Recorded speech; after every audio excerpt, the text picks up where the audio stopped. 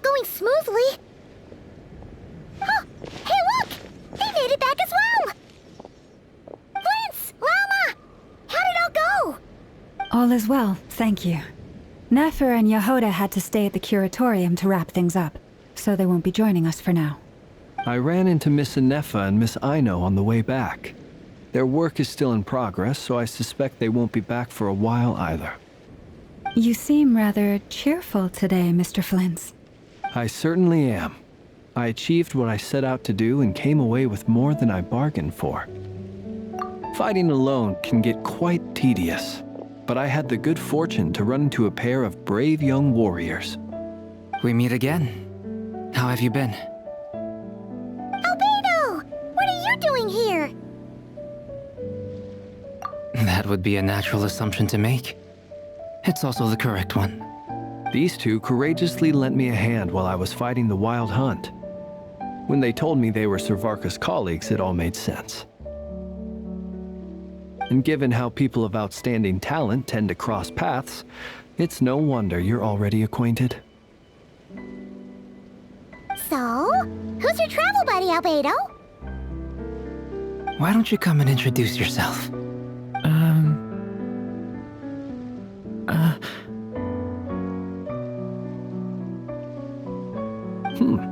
A gentleman of few words, I see, and a rather stern countenance. I presumed you were acquainted with him. Is that not the case? It's nice to meet you. Again. We've technically met before. Wait a sec! You're Mini Durin! That's right. It's me. I'm glad to see you again. By the way, he says it's okay if you drop the mini. Yeah, I'm not as mini as I used to be. Interesting, isn't it? The first step towards blending into human society appears to be reflecting on whether one's name really reflects who they are. Wow! You look so different! In a good way, of course. It's great to see you looking so healthy. Thank you, Paimon. And although you're as mini as ever, I understand that diminutives don't always convey endearment. I'll be sure to simply call you Paimon as a sign of my great respect for you. Wow! You're such a smooth talker now. Paimon could get used to this. From now on, you may refer to her as your esteemed guide, Paimon.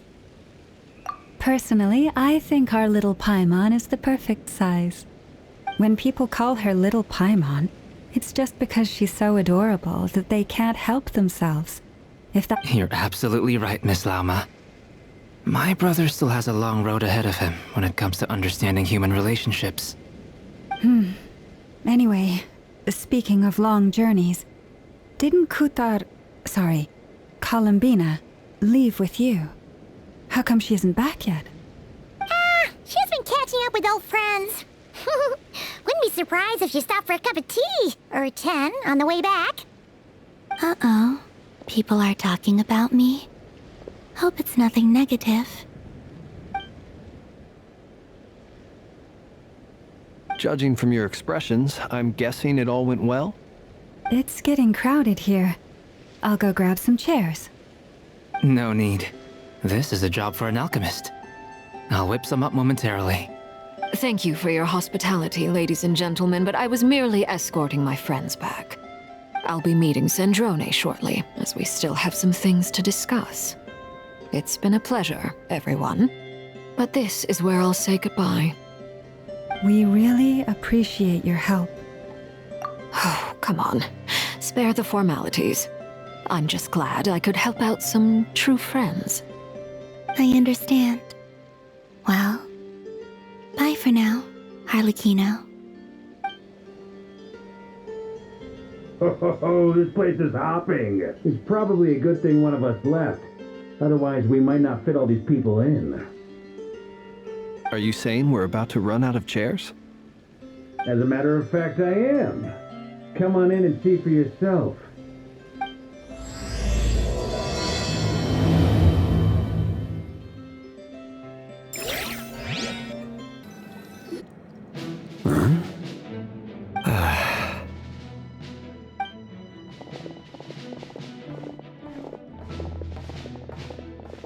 I overheard your little chit-chat outside, by the way. With Miss Columbina's colleague gone, we should be back to the original crew plus the other colleagues I brought in. Though it looks like we have another new face. Someone else managed to rope in a colleague too? Frankly, you and Paimon are the only people I know here. This here is Dainsleif, colleague of Tibet's greatest guide, Paimon, and greatest adventurer, the Traveler. Well, not exactly colleagues, more sort of friends. When someone else jumps in to do the announcing, you know you're speaking to someone important. Let's hear what he has to say. Note to self. Once Paimon knows your name, the rest of the world will soon follow. When he comes looking for us, it's usually something important. Paimon's guessing you've heard about the Wild Hunt, then. From the looks of it, you're about to hold a meeting. If I were to say that the Wild Hunt is our mutual enemy, would that earn me a seat at the table? As the saying goes, the enemy of my enemy is my friend. Mr. Dainsleif, there's a seat with your name on it. Though, I can't promise the same for everyone else. Hey, Albedo, think you can rustle up a couple more chairs? After all this time apart, Grandmaster Varka's first order is to rustle up a couple more chairs. Is he being sarcastic? Hey, he's your brother. Why are you asking us? I've still got a lot to learn about the nuances of human conversation. Trying to decipher Albedo's way of speaking has been like jumping in at the deep end. Oh, good point. Paimon gets you now. Don't sweat it. There are people who go their whole lives without getting the hang of it. You're ahead of the game already.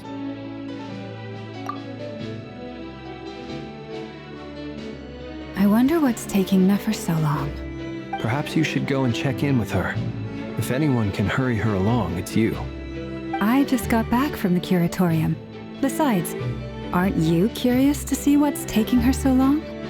Miss Nefer doesn't strike me as the type to share secrets. And since gathering intel is her specialty, I'm guessing she'd prefer to keep her methods confidential. Under such circumstances, would it not be tactless for me to impose? Oh, but it's fine for me to impose. What can I say? You have an unrivaled ability to garner people's affection, Miss Moonchanter. Besides, you have far more in common with her than I do. All right then. Impressive. She barely fought back at all. I admire your powers of persuasion, my friend. As I'm sure Miss Lauma will realize soon enough, the trick in life is to always pitch in with other people's responsibilities so that you can be selective with your own. Another trick is to simply hide in the background. Spoken like a true sage.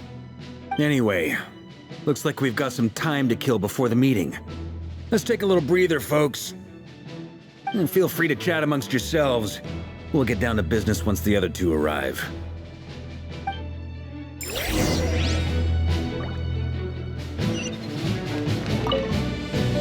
You're both awfully quiet. Why don't I start us off with an icebreaker? Much obliged. Have either of you ever had your portrait painted? If not, I'd be glad to help. That sounds like a lovely idea. You know how to paint, then?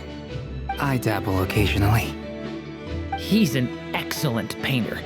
Tables, chairs, people, dragons, you name it. He'll paint it for you. I'm flattered. If I ever get the chance, I'd like to give it a try myself. I'll bear that in mind. Anyway, how about you, Durin? What sort of portrait would you prefer? Oh, I'd be fine with anything. Whatever style feels best to you. Very well. Then I'll play it by ear. You can replicate any style I want? I can try. If you show me a sample, I'll do my best to match it. Thank you.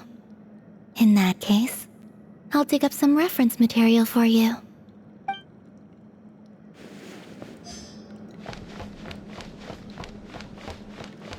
Is there something you'd like to say to me? Yeah!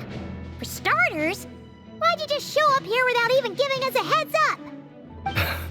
If you think back to our previous interactions, you may... You do have a point there. Oh yeah! You'll need to find somewhere to stay the night too, right? Want to tag along with us? You never know. We might get a group discount. Sure. Let's do that. Great! Paimon will handle it! And in return, we can get Dainsleif to be our very own personal bodyguard. If that's what you had in mind, you should have said so sooner. I'd be happy to help. Oh, okay then. Paimon was only kidding, but good to know. Anyway, since we're all here together, we might as well watch each other's backs. That's just what friends do, right? Indeed. Thank you.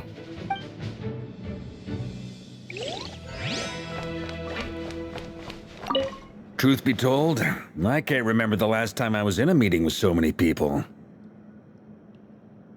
You're not alone there, my friend. The Lightkeepers also struggle to bring everyone together for a serious discussion. I don't doubt that. I've only ever met two Ratniki, one being you, and the other being that young guy, Itlua. Itlua is a good apple. I'll give him that. He's kind, honest, and regularly delivers supplies to my lighthouse. A true Ratnik to the core. And that's... So you're what? A fake Ratnik? That's what it sounds like you're saying. But I get the feeling that's not quite what you meant. Come on, why the awkward silence? Sorry. I'm not even gonna bother trying to hide it. You've known all along, haven't you, my friend? Now that was an awkward silence. Let's just keep this between ourselves. Probably best if Itlua doesn't know, huh? That goes without saying. Gotta be careful what you share with youngsters, after all. Anyone else in the know? Let me guess. The Traveler and Paimon? It's dangerous being too sharp for one's own good, you know. Then, in the name of the Animo Archon Barbados himself, I swear, your secret's safe with me. When we went for drinks, you said that you and Barbados were practically best buds. In the light of that claim, do you really expect me to take your oath seriously? Of course. Just as long as you don't go spreading around the fact that I'm close with Barbados, all right? Fair enough, then. Nothing like a bit of mutual leverage to seal the bonds of friendship.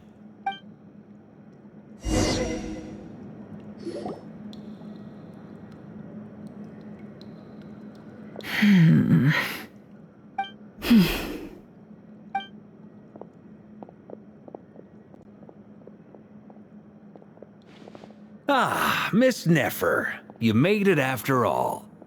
But what about Yehoda? I'm here to give you an update on how things are going on our end. Once this is over, I'll be heading straight back to continue my work.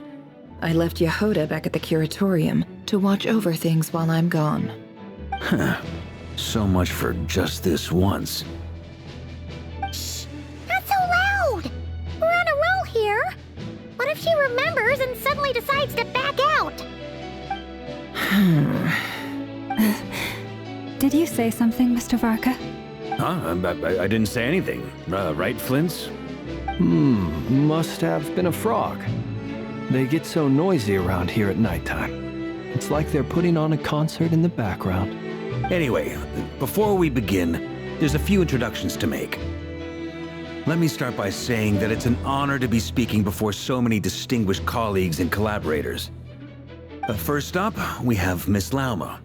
As Moon Chanter, she's the leader of the Frost Moon Scions, a local religious community in Nodcry. Then there's Miss Nefer, boss of the Curatorium of Secrets, an intel gatherer extraordinaire.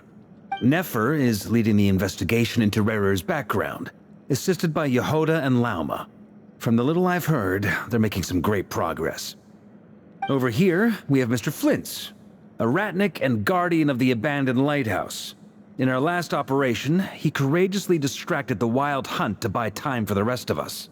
For those of you who've never met, this is Mr. Albedo, a renowned alchemist and captain of the Knights of Favonius investigation team. By his side is a new face for us all, myself included. Mr. Durin, who has come to lend his aid. Next up, we have the Moon Maiden and former Fatui Harbinger, Miss Columbina. Then we have the Traveler, who's earned more titles than I could possibly hope to list out, so I'll spare you the rundown. And Paimon, the ultimate travel companion and quite possibly the best guide in all of Teyvat. Wow! That's a lot of people!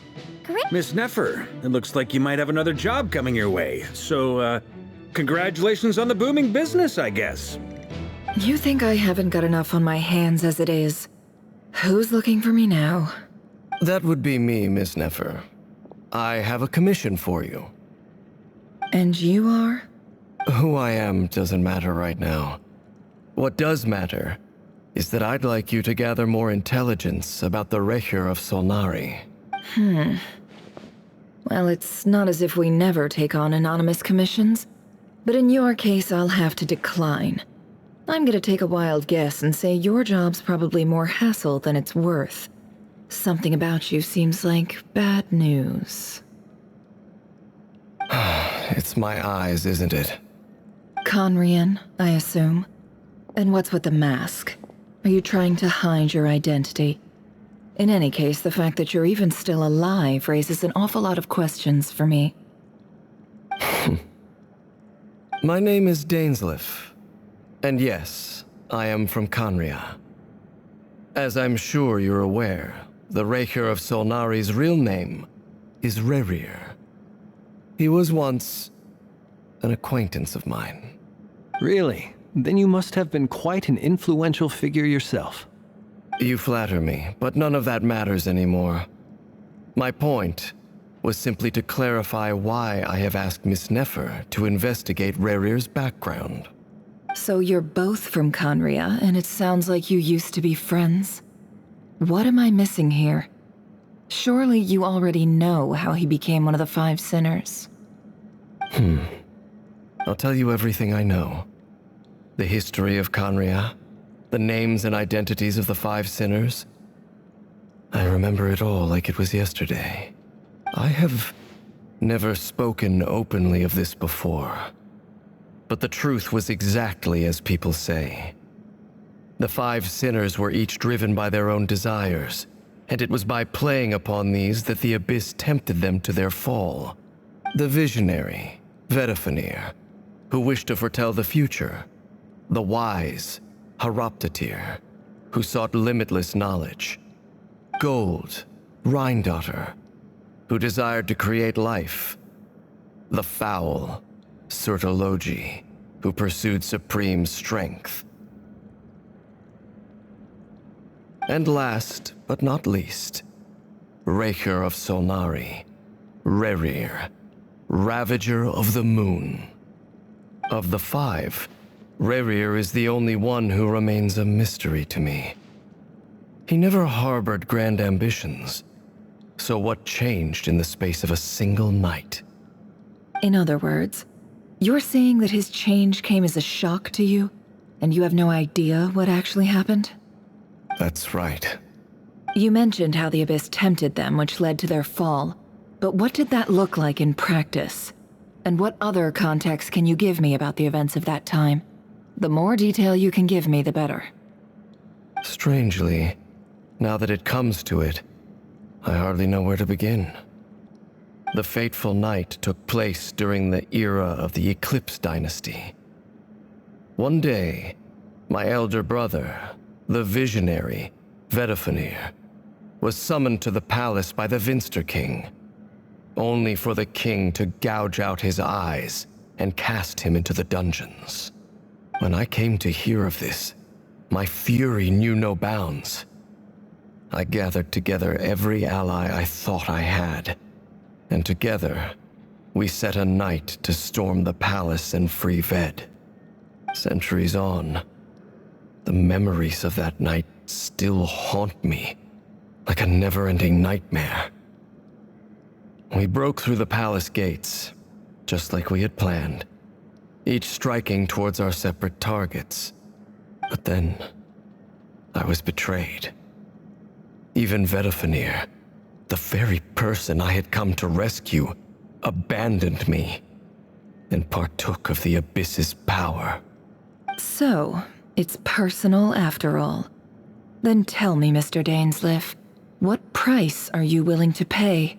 You, of all people, must know that nothing comes for free. I cannot say what price would be worthy of such a commission. But know this. Rerir was not always a madman.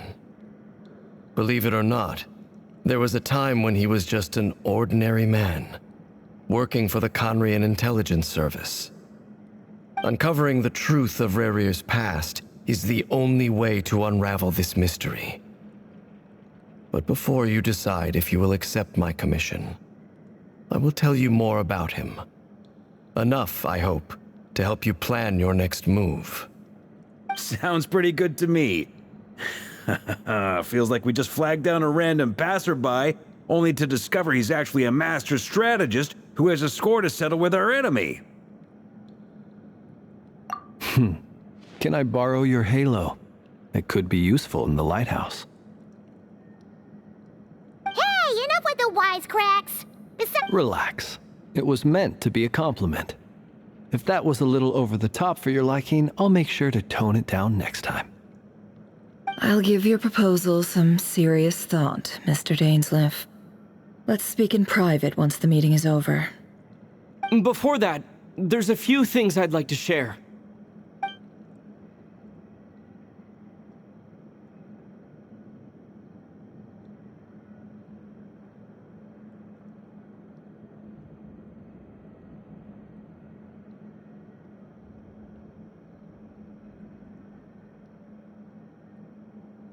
Now that we've united the hearts of the three moons, your power should be greatly enhanced. But it seems like that hasn't happened yet? I believe it will take a little longer. You've done so much for me, so I want to be completely honest with you all.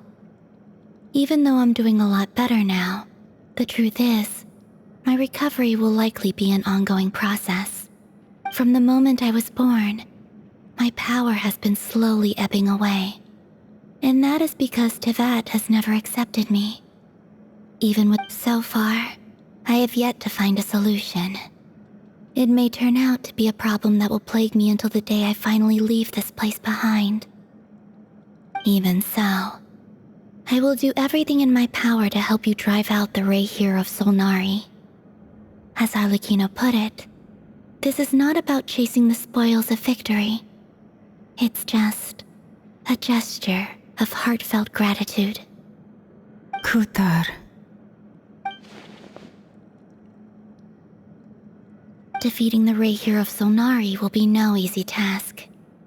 While my strength slowly recovers, we'll also need to gather more intel. Naturally. We should take all the help we can get if we hope to defeat him. We've considered several viable plans now, but our choice hinges on the answers to a few key questions. Is it even possible to kill Rerir? What experiences shaped the person or monster he became? And what's he really after? Given Albedo's expertise in alchemy, I think we should leave him to try and answer the first of these questions. Understood. As for the other two, I'm afraid we'll have to count on you again, Miss Nefer. Believe me when I say it's not my wish to burden you. But right now, relying on your skills is our only option. So you're placing all your hopes on me, huh? We can't thank you enough for agreeing to help us. Honestly, I can hardly believe how lucky we are. You sure have a talent for changing your tune, Miss Moonchanter. Timid like Yehoda one moment, then flinches insincere flattery the next. Ladies, please. I must object to your portrayal of me. That's all. Feel free to keep bickering. Just pretend I'm not here. I almost don't want to leave this room. I'm curious to see how this plays out. I have faith in you, Miss Nefer. Something tells me you'll stand by us until the very end. Oh? And what makes you so sure of that? What if I suddenly decide that my compensation is insufficient? This isn't about the money. I can sense that you've got a deep-seated distaste for Rerir. And knowing you, that alone is motive enough. Look at them getting along so well. Like two— And I'm the one they accuse of insincere flattery. There is no justice. Miss Lauma, you have to understand something. Unlike you, I don't actually enjoy having everyone's hopes on my shoulders. Is that right? Well, maybe the fact that I'm willing to put my hopes in other people says more about me than you. Anyway, we've got our plan, so let's get moving. Mr. Dainsleif, let's talk. And Traveler, once we're finished, if you've nothing else planned, I'd like you to come with me. This whole experience is teaching me a lot. For instance, I now know that when other issues come up in the future, I'll have far more luck getting Lauma to convince Miss Nefer than trying to do it myself. Hate to say it, friend, but that's one of the funniest things I've heard in a while. Why? You think I've got it wrong? Quite the opposite. But what makes it so hilarious is how long it's taken you to realize.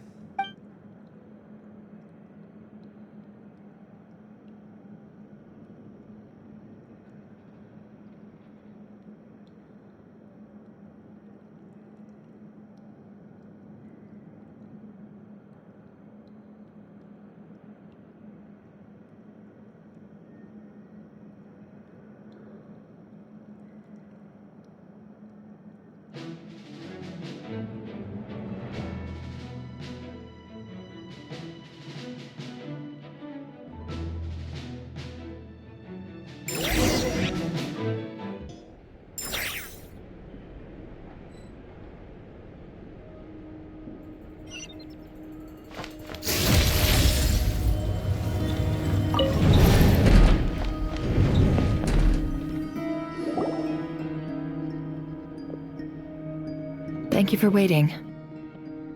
It's okay. We actually used the time to help Dainsleif get a room at the hotel. That's very considerate of you.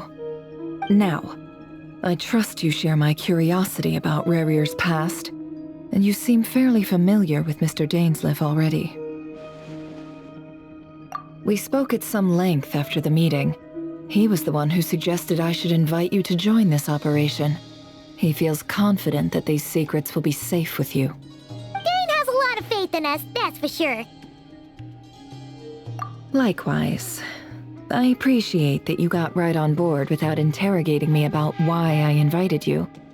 It shows that you trust me to explain everything in due course. That's because we know what you're capable of. We appreciate you too, Nefer. You might have been forced to help in the beginning, but this time, it was your choice. That's one way to put it. Another is this, that once a decision's been made, it's set in stone. After that, my only goal is to see it through. Alright, so here's how it is. I'm going to access Rerir's thoughts again using my confidential method. Now, I'm sure you've seen things like this before on your travels, so you're surely well aware of how dangerous it can be. The reason I've gathered you all here is to ensure my safety during the proceedings. I plan for us to enter the fragment of his consciousness together, and once inside, I will focus on searching for information. Think of this as a diving expedition into someone's brain. If I'm the diver, you are my safety equipment, tasked with keeping me alive while I'm under the surface. Once the ceremony begins, we will all be spying on privileged information. But in the interests of safety, you must remain absolutely silent at all times. We will discuss our observations after the ceremony has concluded. Lastly, any individuals of a weaker constitution are advised not to partake in the ceremony. In any case, Paimon has her own job to do, which requires staying in the room but not joining the ceremony.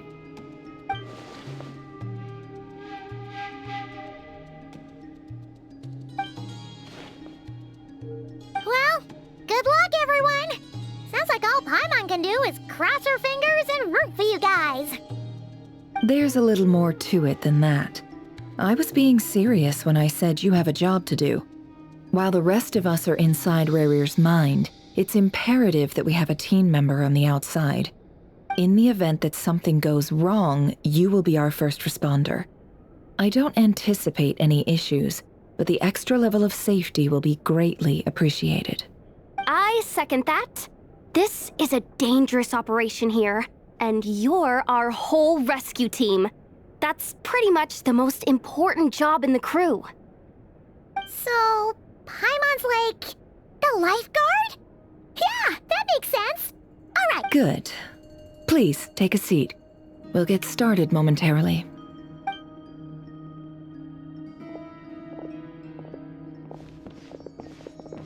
So, did Mr. Dainsleif tell you anything else? He told me that he believes Rerir kept some big secrets in his life. He's not sure that they were the cause of his eventual downfall, but he's asked me to uncover what those secrets were all the same. But surely you're not planning to go through with this, no matter the cost. If you think that, you'd be overestimating me. I'm a businesswoman, not a mercenary. But I do have my own professional reasons for taking this job. You think I'd turn down the opportunity to get a first-hand glimpse into Conrian history? No. Well, as long as you don't let morbid curiosity get in the way of safety concerns, we're good. Will do. You're such a killjoy.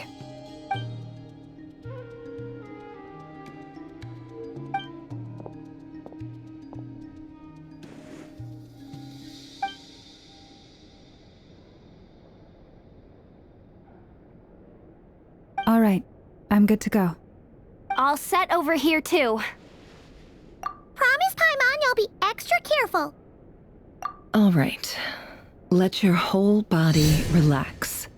We're about to begin. Close your eyes.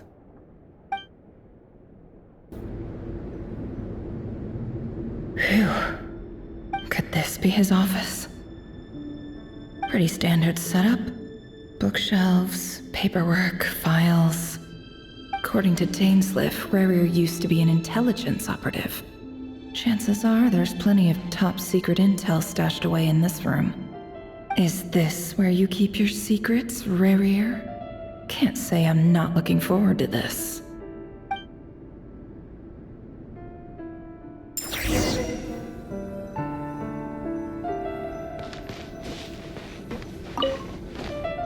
A file tucked inside a folder. The title reads, Dear Breakfast Shop Owner. It's a list of names, but at this stage I have no idea who any of them even are.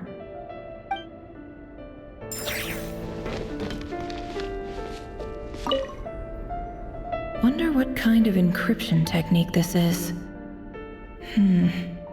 Seems like it has to be inserted into that camouflage device nearby. Aha! It's an audio recording. Please, hear me out. I can't shake this feeling that someone's been spying on our house. No, I'm not being paranoid. It's true. I saw someone dressed in all black. It was a couple of days back, but that was on another street, not near my house. I swear, I know what I saw. There's a note in the margin. Surveillance of the Runforther residence has concluded. We apprehended the target and filed the mission report last night. Could the voice in the recording belong to one of Rerir's targets?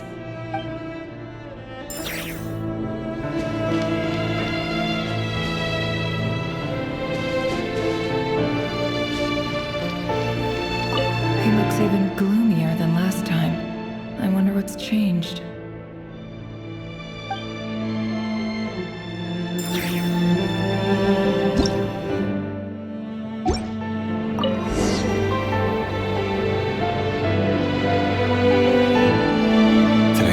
Are in. Time to wade through them just like usual.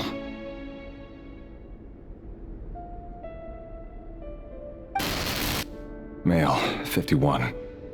Occupation, cook. Confirmed Crimson Moon descendant. Has maintained frequent contact with other descendants over the past year. Poses a threat to the dynasty. Neutralized on...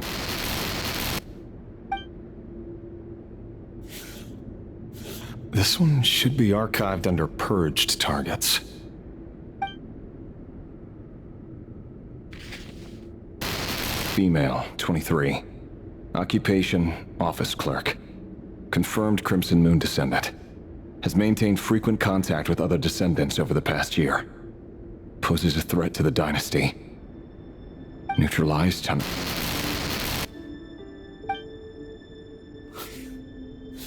Another one for purged targets. Sounds like she was that other man's daughter. Never mind. What's it got to do with me?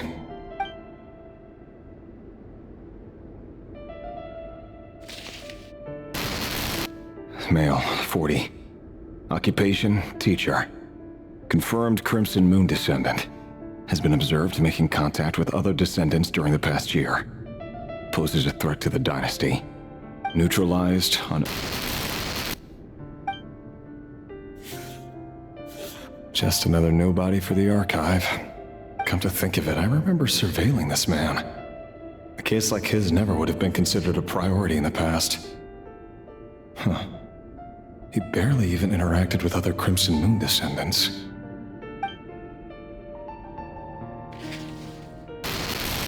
Female, 16. Occupation, none. Orphan and confirmed Crimson Moon descendant. Has been observed making contact with other descendants during the past year. Poses a threat to the dynasty. Neutralized on... Filed. I have no recollection of this girl. None whatsoever. She doesn't seem to be anyone important, but then again, how many...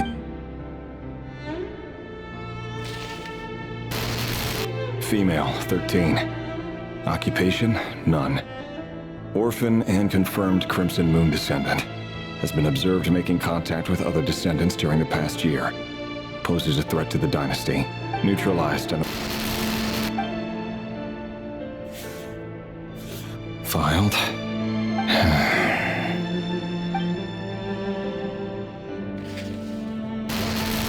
Male, 11. Occupation, none. Orphan and confirmed Crimson Moon descendant. Has not been observed making any contact with other descendants during the past year. Poses a threat to the dynasty. Neutralized and...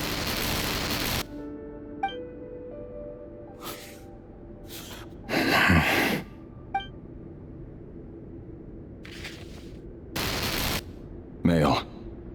6. Occupation, none. Orphan and confirmed Crimson Moon descendant. Poses a threat to the dynasty.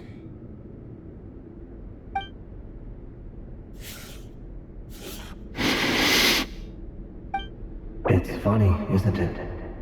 Your job is becoming both harder and easier at the same time, depending on how you look at it. Sooner or later, the Crimson Moon descendants will be completely wiped out. But as their numbers dwindle, they become harder and harder to track down. That's not how it is. Fortunately, however, most of the able-bodied adults have already been taken care of. The remaining weaklings will be increasingly easy to deal with. No! No.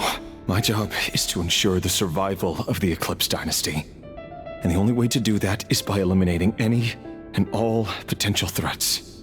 It's a perfectly legitimate line of work. Every single one of my colleagues can attest to my fairness. And if my friends were aware of the facts, I know they'd back me up too. Assuming, of course, that they were aware of all the facts.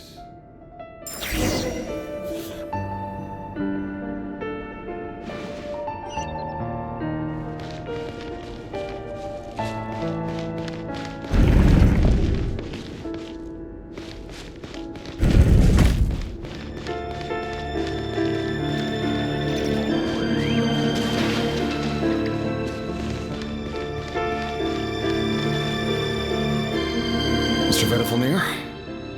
It's been quite some time since we last met. Rerir, I trust you're here because you have something important to discuss.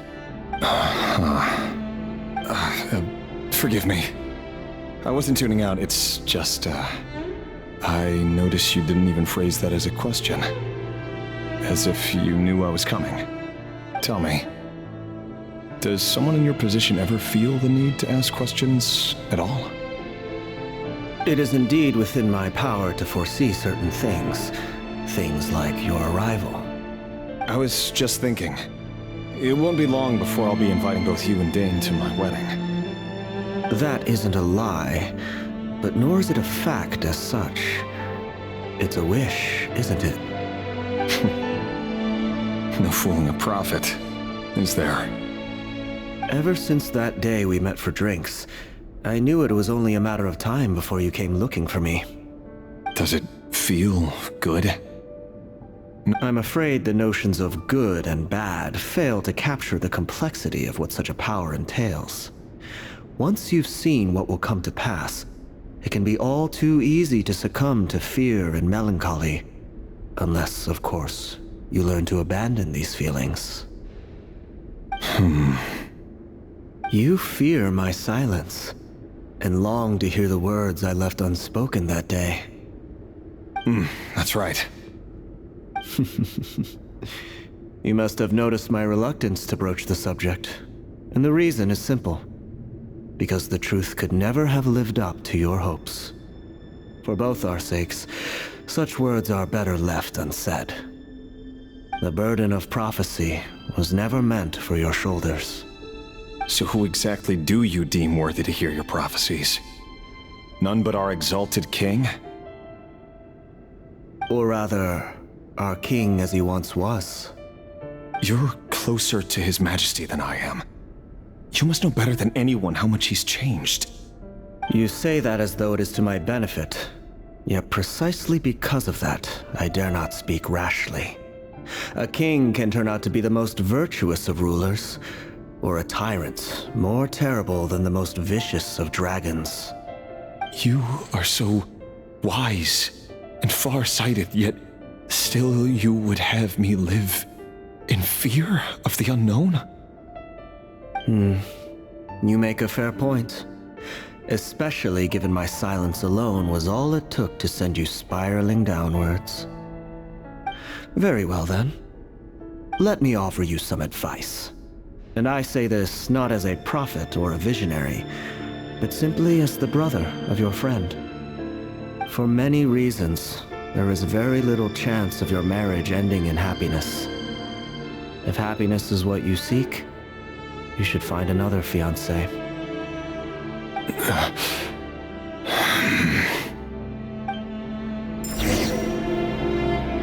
Hold on. There's that same black fog again.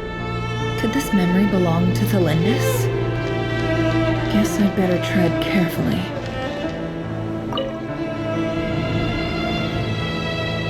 Wait. Hear me out. This time we finally got a clear look at his face and learned his true identity. His name is Rerir, and he claims to be one of the king's guards. What did you say? A cruel irony, isn't it? The man you're set to marry leads a double life as a brutal executioner. Why are you telling me all of this now? Simple. It's because I want you to kill him. You are the only person he would never suspect. No, absolutely not. I would never dream of doing such a despicable thing. So you'll just stand by and watch him slaughter us to the last. Do not forget that the blood of the Crimson Moon flows in your veins too. The blood of the Crimson Moon? What does that matter now? The dynasty has long been dead and gone. You think that alone is reason enough for me to throw away everything I have? Why wouldn't it be? You two were once a child of the Crimson Moon, just like me. Don't tell me you've never felt so much as a flicker of fury for the way we were trampled into the dust.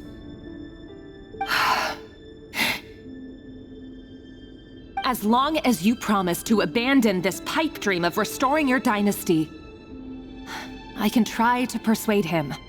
Or have him persuade the Vinster King. Persuade the Vinster King?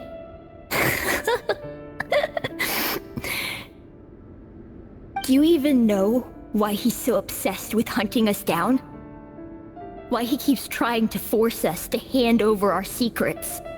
Over and over again? Or why we refuse to give up on restoring the dynasty? The Vinster King. A blind fool. His eyes clouded by powers from beyond this world. A petty little man with a miser's heart. And he dares to sit upon the throne? Mark my words. Sooner or later, Conria will fall. And it will be his doing. If you can't bring yourself to do it, so be it. Just you watch. It won't be long before calamity descends upon us all. The Rächer de Solnari. That really is quite a secret you've been keeping from me, Rerir. But who am I to talk? Am I really any better? I've kept my own past a secret this whole time, too. Love should be built on honesty. But ours was born from lies. And yet, is it really so wrong to hide things that would only make life harder? If we don't cover up the parts that no one else should see, how can we go on pretending to be normal? Vedifulnir must have known all this. And that's why he made his prophecy. In the end, nothing stays hidden forever. But I won't just sit by and watch this disaster unfold. I'll do everything in my power to protect what I cannot afford to lose. No matter who I have to face.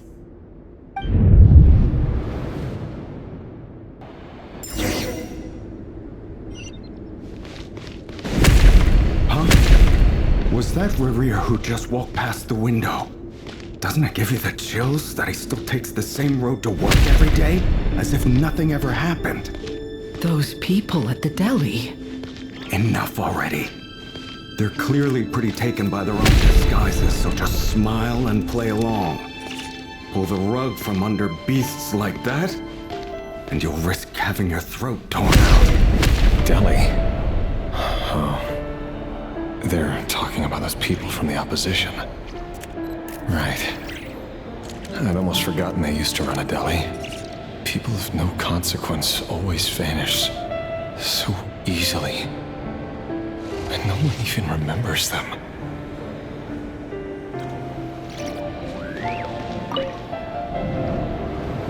But surely you can see he's not the man he pretends to be! So many have died already, and they say that the king's madness grows with each passing day. We're not going to survive this, are we? But why does it have to be this way? Do we really deserve to die just because of the blood that runs through our veins? Tholindis, are you even listening? Sorry, Freether. My mind was off wandering. I heard you, though. You're talking about what Rerir said. He's just following the king's orders. He's a secret agent, and it's his job to hunt down rebels and dissidents. By the time you first met him, he'd already taken lives. Maybe he was using you from the very beginning. No. Rerir has no idea I have anything to do with the Crimson Moon. My family are only distant relatives of the main lineage, and besides, my eyes are perfectly ordinary. Truth be told, apart from my teacher, pretty much no one knows I have any connection to any of it. It's been a long time since my family severed ties. But as Orlog said, who could possibly talk sense into that raving lunatic of a king? No one! I'll work something out. Trust me, I'm with you all. But for now, you need to keep yourselves hidden. Don't let anyone find you, anyone at all. Don't forget that Rerir is an Eclipse operative. You need to be extra careful when he's around. And when I am too. For now, don't come looking for me. And if anything happens to me, just act like we've never met. If even you can't escape this, what hope do the rest of us have? But after all this time together, surely he wouldn't lay a hand on you. I won't speak in his defense, nor can I give you a clear answer to that question. But I'll do everything I can to put an end to this. Here, hold on to this. If an opportunity to escape presents itself, take it. You'll be glad you took some spare change. You call that change? But what about you? I've got a job, and there's still money coming in. But you can't go anywhere right now. Please think about yourself for once.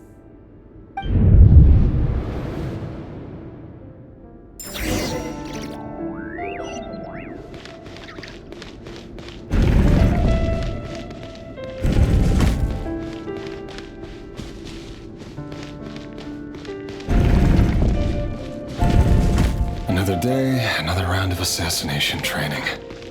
Training ground is just beyond this hidden passageway. When you kill a person, doesn't it bother you when you end up covered in their blood? Why would it?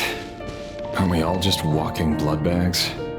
But not everyone is accustomed to hunting down others like prey. You've been a hunter for so long now, you seem to have forgotten that most people don't just go around killing one another. Leave me alone.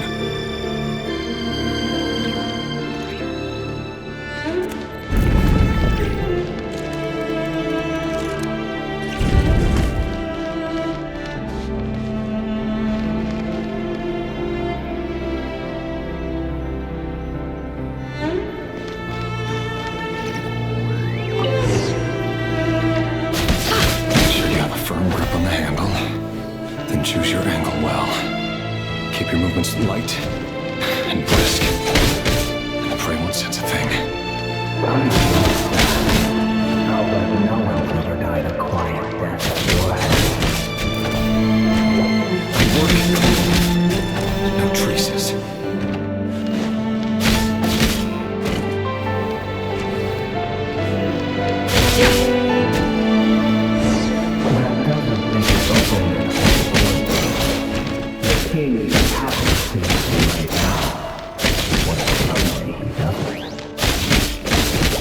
That won't happen. We've changed. Ever since you fell under the spell of that hour. You only had you take all down for it. The ones I dealt with have always been up. I carried out my work flawlessly.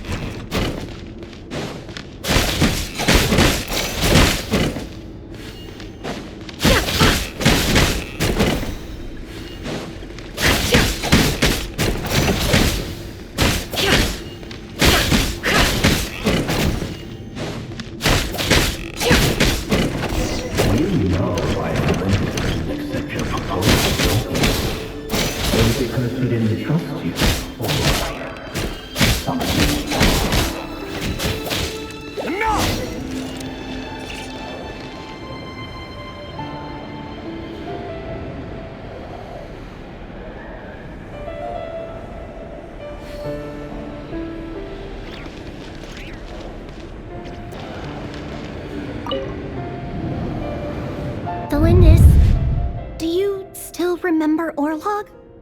Orlog? The boy who was pretending to sell flowers. You spoke for quite a while, didn't you? Yes, we did. What about him? He was arrested 2 days ago. Chances are he's already dead. He... I just don't get it! After everything he's done, why do you still stand by him? Or does it mean nothing to you that people keep dying? No, that's not... Just hear me out. I need to go now, Tholindis. They're looking for us. You take care too. If you ever need a place to hide, come find us.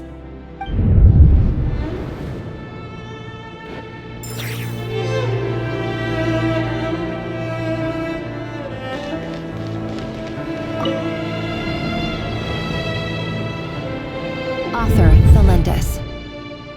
Over the course of this week, the research object was subjected to interference for a total of 47 hours for experimental purposes. The results are as follows. All subjects of observation that were sent inside have now... The situation within is proving more problematic than anticipated. No progress whatsoever. What now? Won't you give me even a glimmer of hope? Things are getting worse by the day. I have to find a way or we'll all be in danger.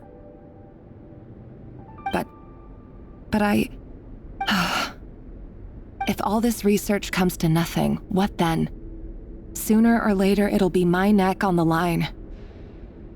But could he really bring himself to kill me? No. Surely he wouldn't have the heart.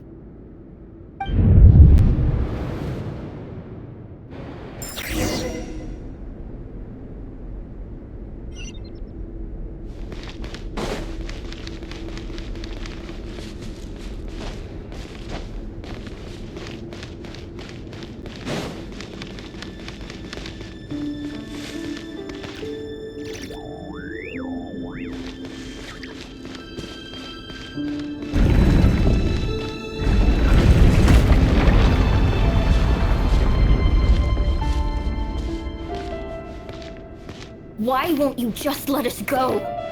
We don't even know each other. All we want is to live ordinary, peaceful lives. You want to live?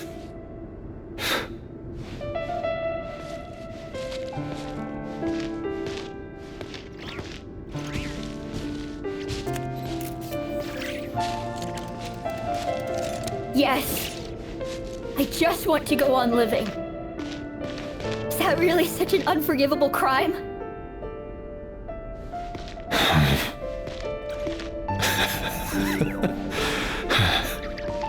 You want to go on living. I want to keep living too. To keep living forever. That's why I have no choice but to continue on the path I'm on. If only some savior would suddenly swoop down and change the way the world is. Too bad that's not going to happen.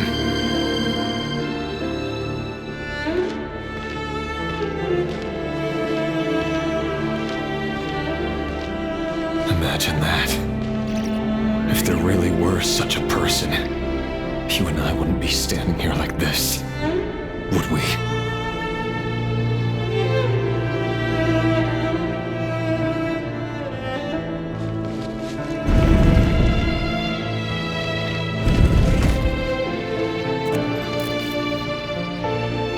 Today's files are in. Time to wade through them just like usual. No, I don't get tired of it. It's my job. And not only am I lucky to have it, I'm good at it too.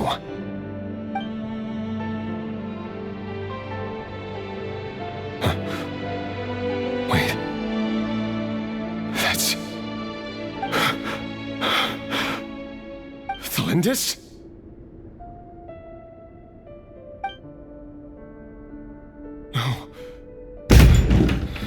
No! No!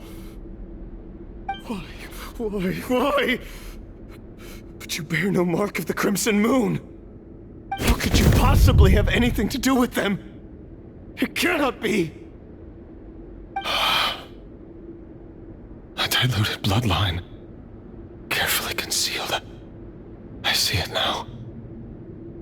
You've been living in the shadows just like me. What a fool I've been. Numbing myself with talk of justice. Even imagining my friends would back me up.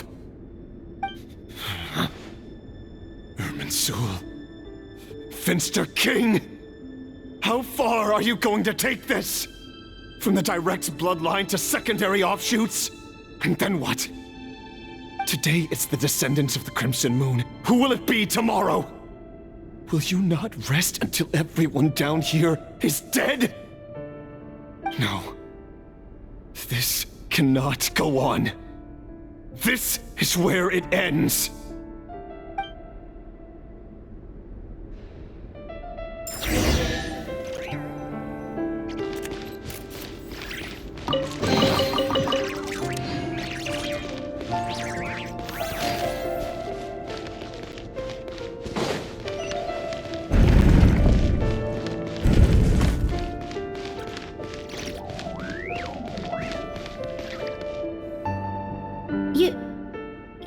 really letting me go? I am. As long as you can guarantee that no one will find you. Don't worry, I'll be extra careful. No one will know I was here. But what about you? Me? If you let me go, you won't be able to complete your mission, will you? Good point. In that case, maybe you should stay. No, please! I just want to see the outside world again. To... Go on living? Yes. I know you're a man of your word. So please, just let me go. If I let you leave, what will become of me? Just kidding. Go, now. But remember, don't let anyone know you were caught. We'll be seeing each other again very soon if you do.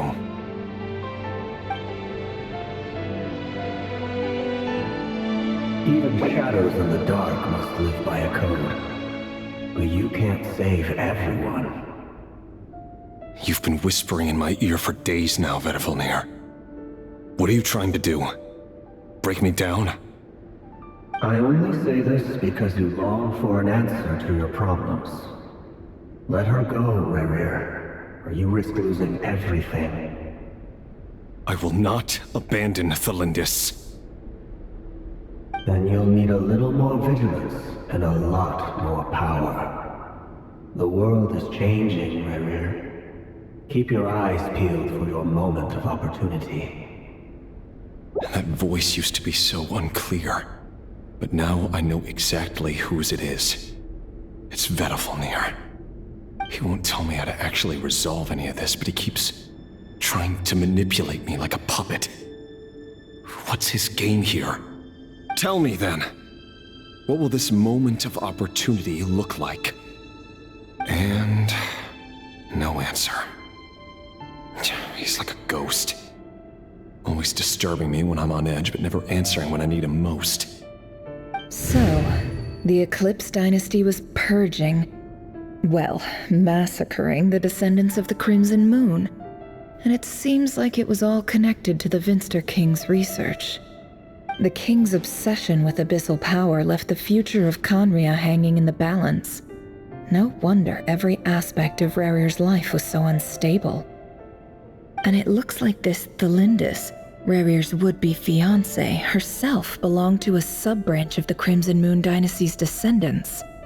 It almost defies belief that a couple like them could hide the truth from each other for so long. If the Vinster King hadn't intervened in such a drastic way, they might have gone on deceiving each other for the rest of their lives. And why does Vedifilnir, Dainsleif's older brother, keep talking in Rerir's head? This guy kept more secrets than I ever imagined. The human mind is like a vast desert of shifting sands. When you follow the flow of someone's memories, you only ever see the parts they're willing to let surface. Time for something a bit more creative. We've been inside Rerir's mind this whole time, building. There's already enough clues on the board to start reading between the lines and mapping out the rest. Now, we can finally begin to put the pieces together. Sure, it'll only be a reconstruction, part simulation, part reasoning, but it's usually pretty accurate. Once we've built up a cognitive profile, we just need to cross-check the logic behind his actions. And then we'll be able to take a sneak peek at whatever it is that Rerir has really been hiding.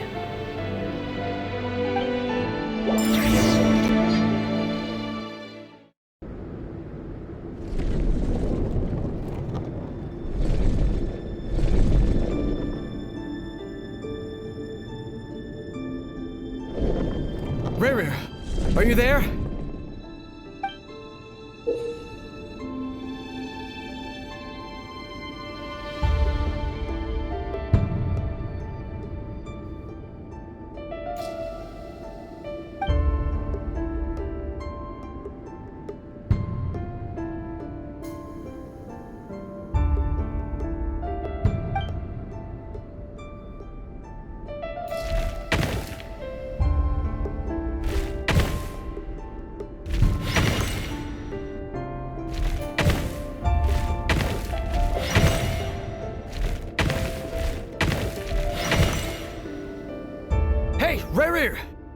out! It's urgent!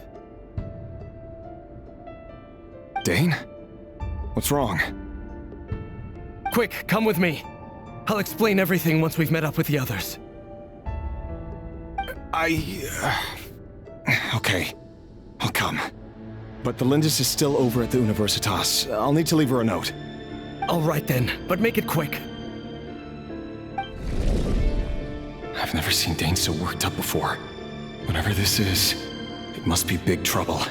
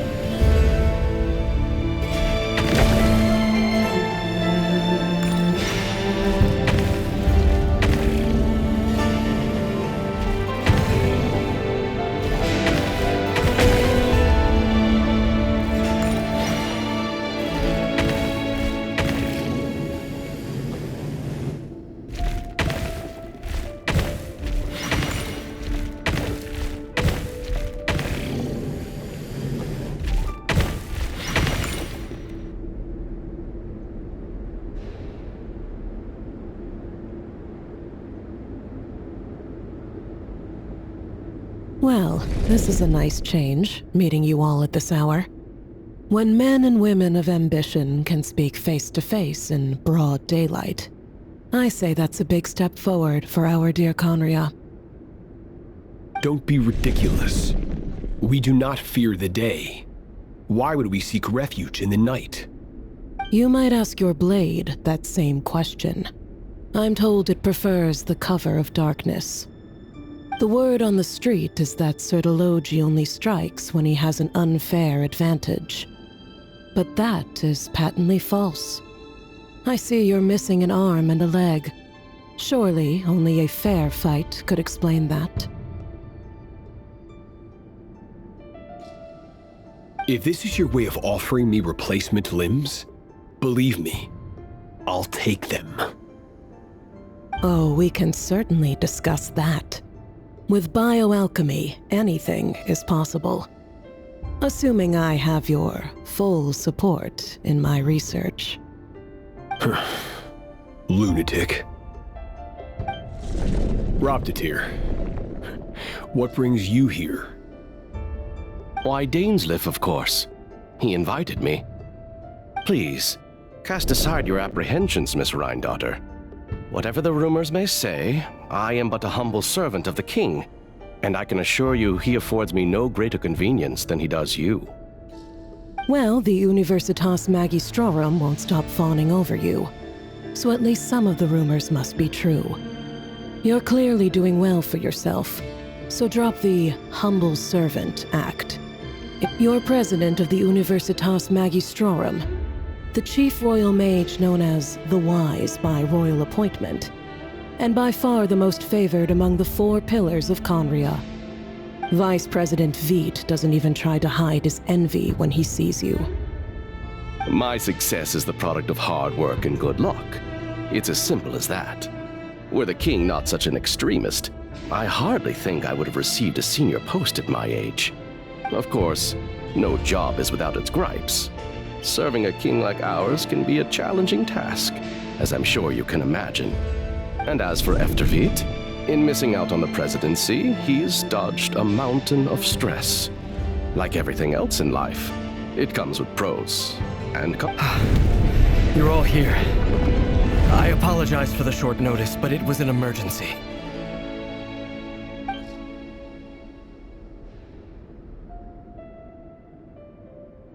You must be Rerir. Mr. Elégie. Yes, I handled your case file during your sentencing. Nothing personal, of course. I'm pleasantly surprised that you remember me. You're clearly a person of substance if you've been invited here. But Dainsleif, You'd better have a very good reason for convening this little gathering. It's my brother, Vedalfenir. After he spoke at the court this morning, the king was so infuriated by his words that he had him blinded in both eyes and thrown in prison. Vedalfenir in prison? Strange. I thought the king trusted him and Heroptatir more than anyone else in the world. Does this mean the king's circle of trust just got even smaller? It has nothing to do with trust. It's about what the king wants, which is as clear as day to anyone paying attention. I simply appease him, because it's in the best interests of the Universitas Magistrorum. And also because you're slimy. Vedalfenir, perhaps less so. But still, a visionless visionary? It rather inclines me to think that qualifications are not what get you ahead in Conria. Do you honestly think this is an important discussion to be having right now? Dane, what are you planning to do? Rescue Vedalfenir, I assume. Correct. It will mean storming the palace by force. Tonight. I need all of you on my side. That's far too dangerous. And don't forget, Dainsleif, you're captain of the Royal Guard. You swore an oath to the throne. You've been planning this for a while, haven't you? I have no desire to commit treason. But whatever critique the king may have of Vedalfenir, disfiguring your most loyal subject for putting the best interests of his court and nation first, this is not the conduct of a wise ruler. My blade will force the king to see the error of his ways. So, Vedalfenir's prophecy enraged the king. I'm sure it wasn't what he wanted to hear, but if he won't take counsel even from the visionary, that is deeply troubling news. The extent of His Majesty's madness is now all too clear. The question is, how does a man like me get out of this situation unscathed? You have noble ambitions, Dane, but I'm afraid they don't do much for a guy like me. I'm not interested in saving the world. All I want is a letter of pardon. A letter of pardon? For whom? Tholindis? The chances of the Vinster King issuing a pardon for anyone connected to the Crimson Moon seem vanishingly slim.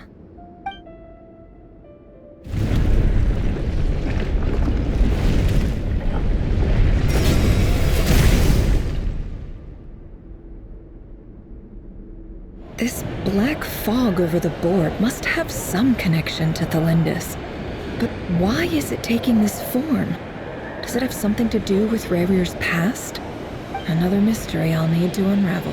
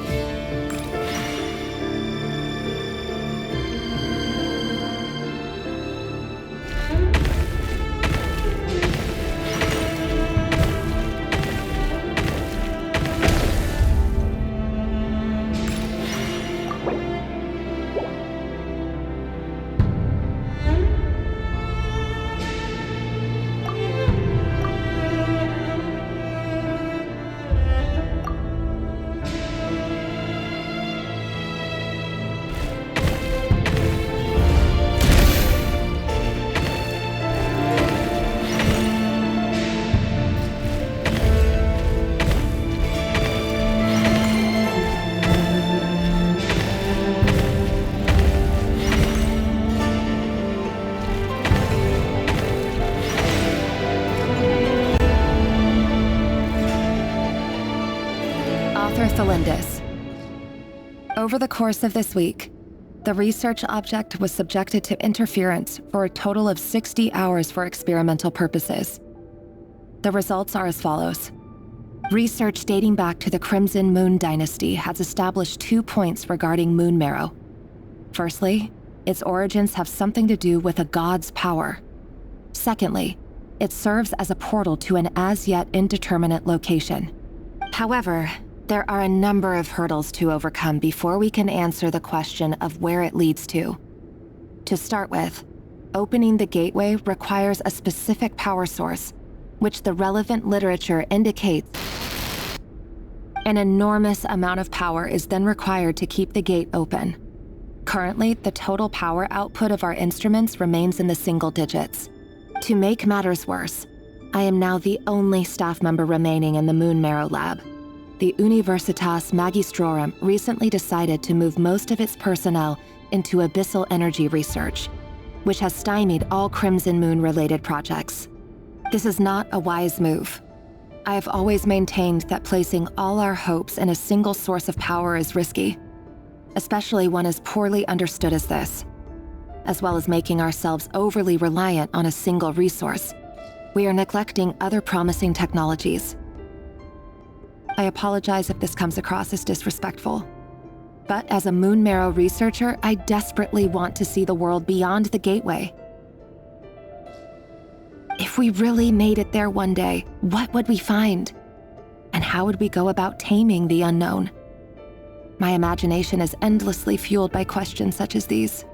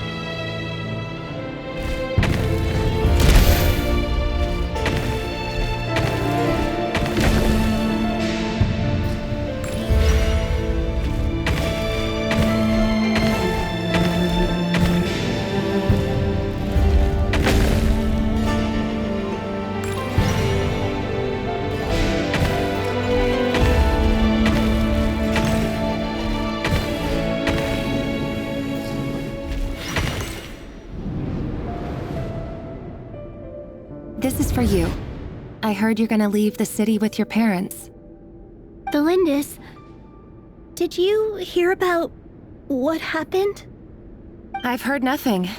Rerir got back very late last Friday, and he was acting a little unusual, but he slept pretty well, so I'm guessing whatever he did was a good deed. You never saw him, and I don't know what he did. And this conversation never happened. You understand? What if he finds out that you pried into his secrets? Don't be silly. I don't know what secrets he does or doesn't have. All I know is he's just a normal guy who happens to run some errands for the king. Are you scared of him? I don't know. The Rerir I know doesn't match the person you all describe. Logically, I should be scared of him. And yet, I don't want to lose him. But enough about that. You should get going, and be careful with the package I gave you. Keep it secret. What's in it? A piece of the moon. All you need to know is that as long as you keep it safe, then in the future, everyone will be able to see a red moon. A red moon? You mean our moon? That's right. Our moon. Promise me you'll look after it. I promise, Tholindis. The Crimson Moon bloodline will never die out. Its light, the color of blood, will become like a fire that flows in our veins, no matter how long it takes.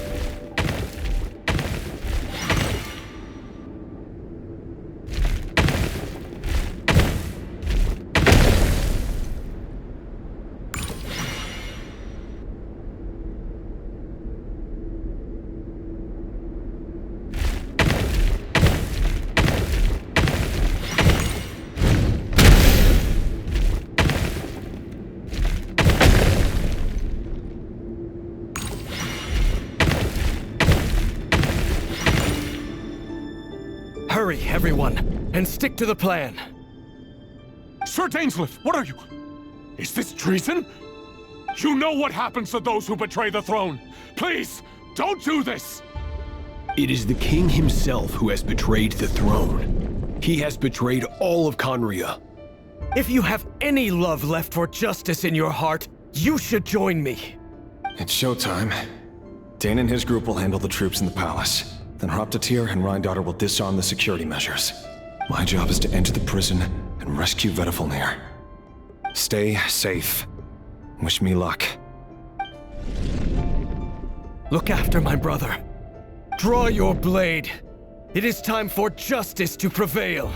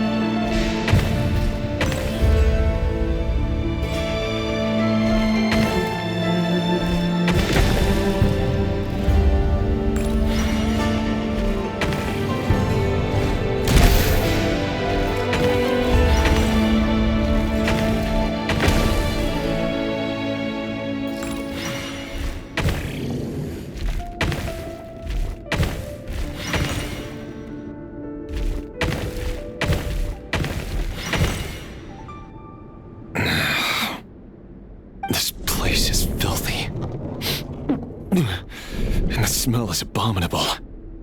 Clearly, the king doesn't allow his prisoners a single shred of dignity. This is dire. Found you. Hello, Mr. Vedifalnir. Ah, it's you. Surprised? Oh, wait. I guess surprise isn't an emotion that prophets feel very often. I certainly felt some surprise in the moment when I was blinded. Surprise at the king's sheer ignorance. Surprise at just how unfairly this world responds to words of earnest remonstration. I'm curious. What did you prophesize this time? It wasn't a prophecy. It was a word of warning. Someone had to say it. The king has forsaken all reason in pursuit of his obsessions. I simply told him that if he continues on this path, Conria will surely fall. But he didn't listen. Worse still, he stabbed you in both eyes and locked you away. Dane asked for my help. The court is in complete chaos now, but I'm sure you predicted that. Everything is transpiring as I foresaw, yet I am powerless to change it. Fate is an immutable force. I do wonder whether giving a man the power to see the future does nothing more for him than slowly crush his spirit. Forgive my curtness, Vedifalnir, but the king did not suddenly turn on you today. His suspicions have been brewing for a long time. You can't have wisdom beyond the reach of your fellow man without attracting his fear and suspicion. There are things the king does not want to see. So, he doesn't want you having visions of them either. He blinded you because he thought this would make the visions stop. He wasn't entirely wrong. I did indeed lose my power to see the future. Right up until... Until what? Just now. I believe I saw something new. Well, tonight could go a lot of different ways. 5 of us banded together to storm the palace, also we could rescue you. This will go down as the most tumultuous day in Conrian history. I sense hatred in you. but also hope. A desperate hope that with the tyrant deposed, that will be the end of the story. But this is not the end.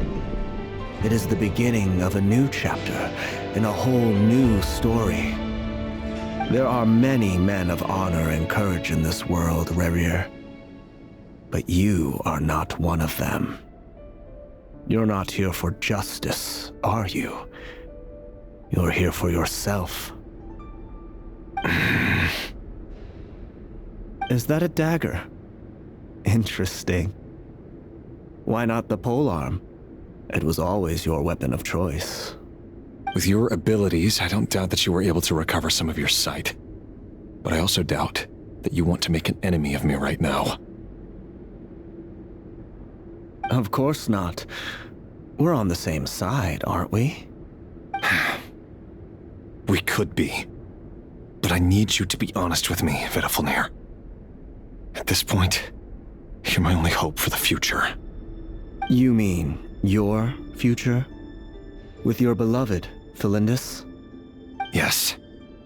And I know there are bigger things at stake here. A dynasty, a nation, maybe the entire world. But forgive me, I care first and foremost about myself. I can't abandon the one I love to save myself. I just can't do it. But you see a broader picture of the future than I. You see the solutions to the biggest problems of our age. So tell me, what is my solution? What's the answer?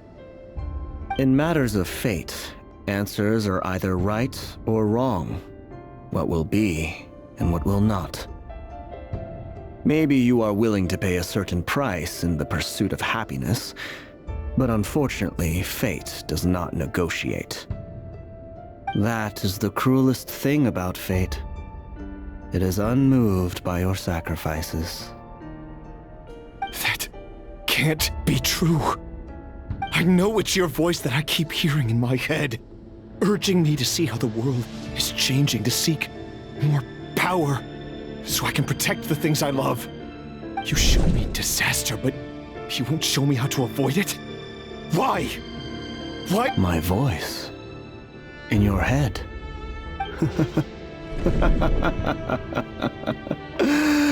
So, you hear it too. The voice that steals your mind, gains your trust, and drives you crazy. It turns out that we are not so different, you and I.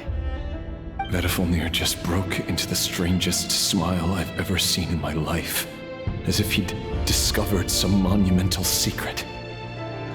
But then he suddenly switched to looking extremely weary. Very well then. My advice to you is as follows. You must persevere. Whatever trials and tribulations you may face, be steadfast in the belief that they are your path to the future. For as long as you live, your story with Tholindis shall not come to an end. That is it is up to you whether you believe my words. Regardless, that is all I will say on the matter. I have no right to intervene any further. I will hold you to your word. Thank you for setting me free. In return, I will tell you one more thing that you cannot afford to ignore. Just then, a strange wave of energy rippled through the city. We had no idea what it could mean. If I were you, I would head to the Universitas Magistrorum. The Universitas?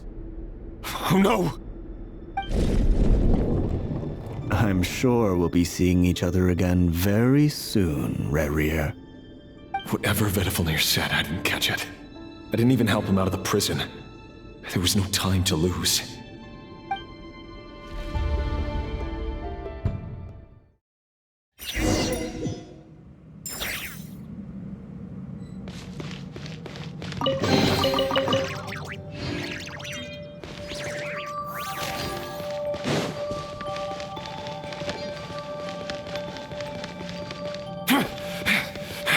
Monsters? Is this Rhindaughter's doing? Or the Universitas Magistrorum?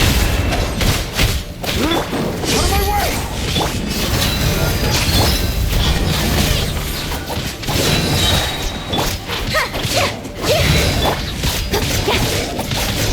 Speed of light!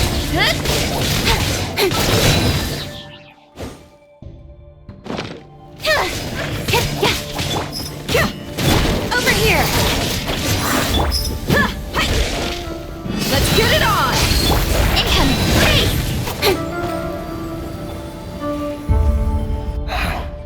The Universitas. That reminds me of a rumor I once heard. Allegedly, the king installed secret mechanisms in the palace and around the city. No one knows where they are or what kind of power they hold. But if they were ever going to activate, it would probably be on a night like tonight. Help! Hold on! Don't let them anywhere near you! Save me! I can't! Ah! That sounded like an explosion. So, the rumor is true? The king really went through with it. What other means does the king have at his disposal? They must run on power from the Abyss. And given it's a major center of Abyss research, anyone over at the Universitas will be in grave danger. I have to hurry!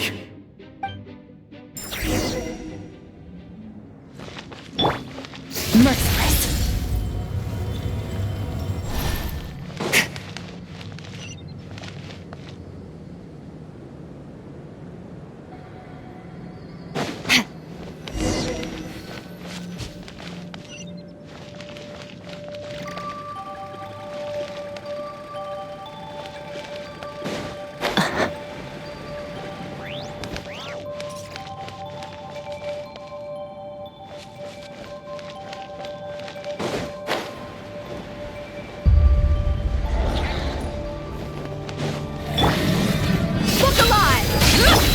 Speed of light!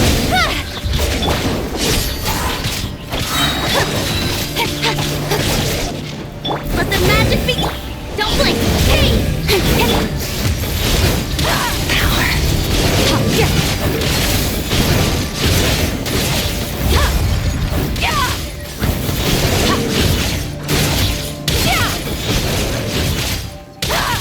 Incoming!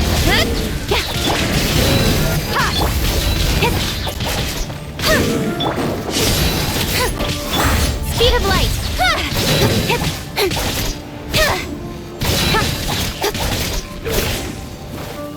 Incoming!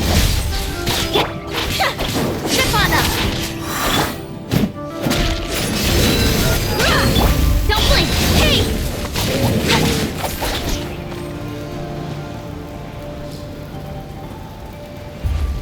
Speed of light! With sword comes shadow.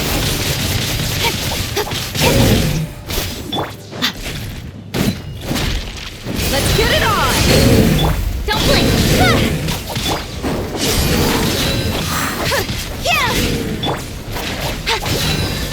Change of plan. Speed of light. Be me! You're dead meat!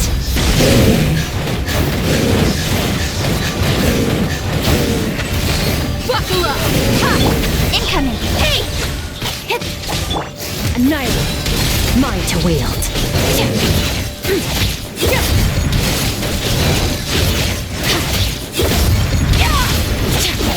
Speed of light! Over here! Look alive! Incoming! Hey!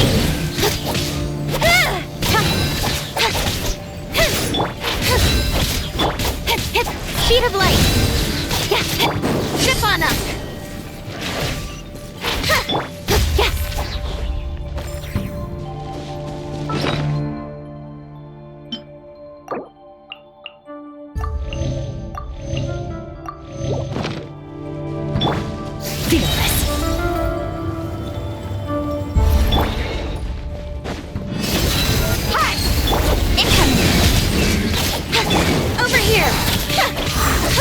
Cut to the chase! Speed of light!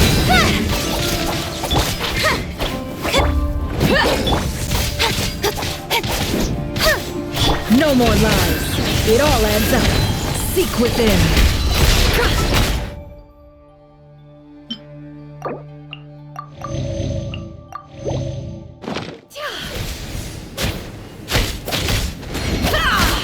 No more lies. Buckle up! Don't blink! Hey! Let the magic... Extinguish! Yeah! Yeah! Yeah!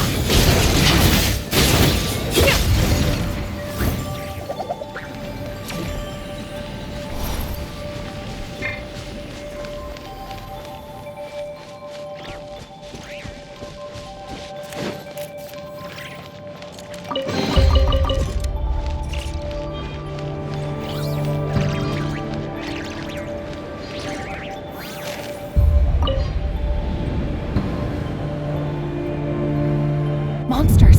At the Universitas Magistrorum?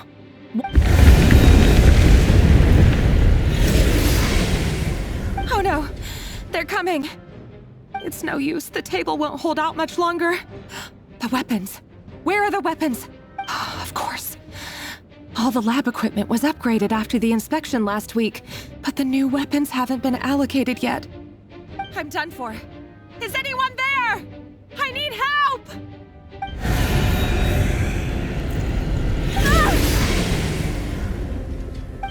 Stay back! Please stay back! Please!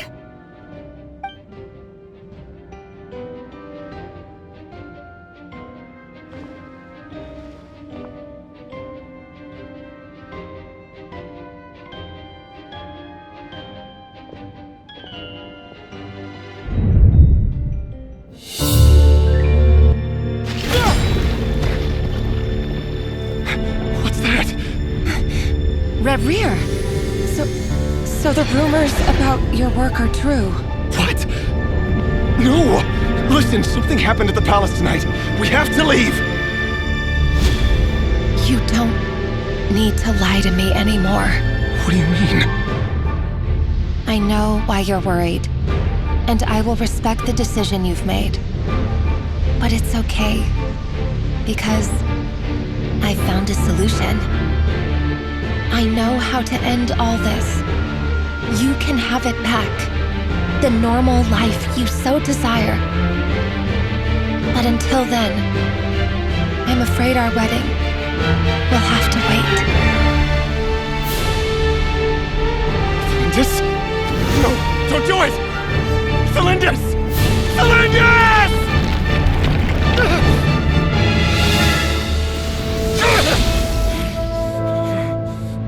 I told you, Rerir. Let her go. You will find someone better. No, I won't do it! I have to save her! By what means exactly? A lowly pawn. You lack the power and the strength of will. Do you know a way? Tell me! Come to the palace. Join us.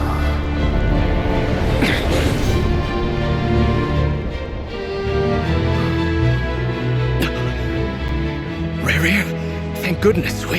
Step forth and take your share. You made it. Not you too.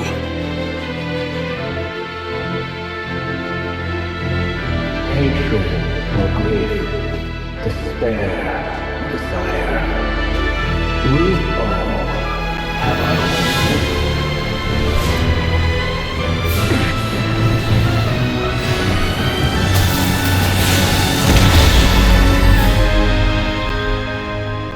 Rerir. Rerir. Tholindis? Were you daydreaming?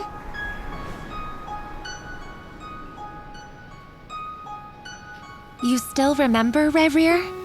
That question you asked me a couple of weeks ago? Oh. You mean the proposal? Yeah. I'm wondering, where do you think would be a good place to discuss it? Maybe in the garden? Or were you thinking a fancy restaurant? It's your choice.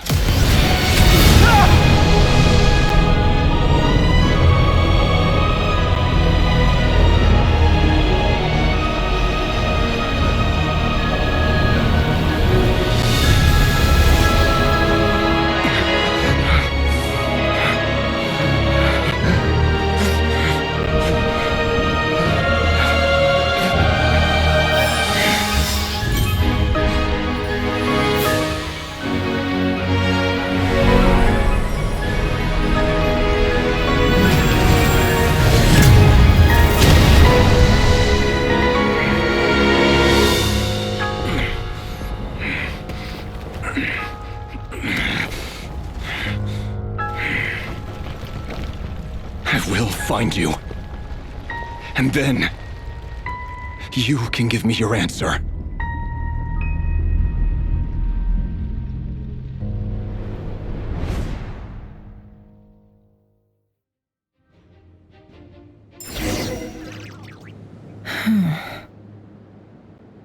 So that's how the Rächer of Solnari was born. A monster created by circumstance is a monster all the same. Viewing other people's thoughts for too long can get uncomfortable. Right now, I'm feeling a strong sense of loathing. In a nutshell, the story of Conria is what happens when the truth falls by the wayside. Everyone tells little white lies, and before long, you have a huge pack of lies that destroys everything. Whew. Time to get back. His past is filled with sorrow, but the tale of any fallen civilization is one of endless tragedy. Cruel as it may be, that was Conria's fate.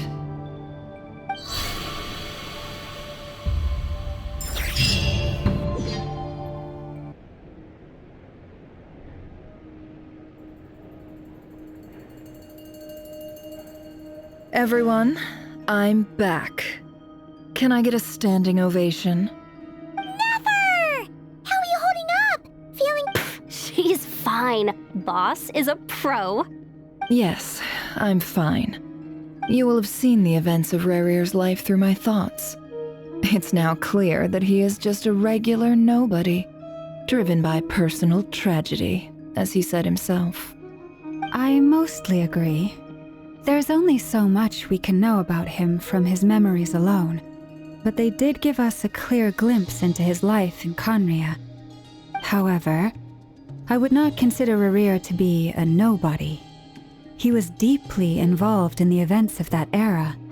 Yet, when the catastrophe of a generation strikes, nobody... Sounds to me like you're speaking in riddles again. Is this you urging me not to abandon the people of Nodcry in their hour of need? That's not what I meant. Although I do hope you choose to remain a part of the plan. Without you, the mission ahead will be all but impossible. Then try to remember that I respond better to the carrot than the stick. And I don't appreciate being bossed around. Now, as for you, Missy, you were excellent. You stuck to the rules of the ceremony and kept your mouth shut the entire time. Cool! So, can you fill me in on the deets now? Most of what I saw went right over my head. Patience. You'll hear the whole story, don't you worry. But let's meet up with the others first. It will save me narrating it twice. Yehoda? Yes, boss! Let me get that door for ya. That's more like it. For a moment there, I was worried you'd forgotten about the first clause of your employment contract. Forgive my curiosity, but what does the first clause say? It says I gotta do the annoying stuff that boss is too lazy to do for herself. Like opening the door, pouring the tea, yada yada. Is that right? If something is in the contract, it's because she willingly agreed to it. Rest assured that the Curatorium abides by the very strictest of labor policies. You don't seriously think I'm cruel enough to treat her like my slave? In any case, I've hardly shied away from my share of the work today. Hope I don't catch Flintz and Varka lounging about in their chairs, enjoying a leisurely cup of tea. There's nothing I dislike more than other people enjoying themselves while I'm hard at work.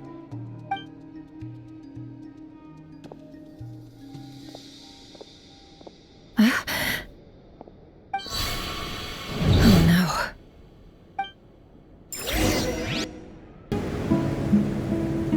Sorry to disturb you, but we seem to have run into some trouble.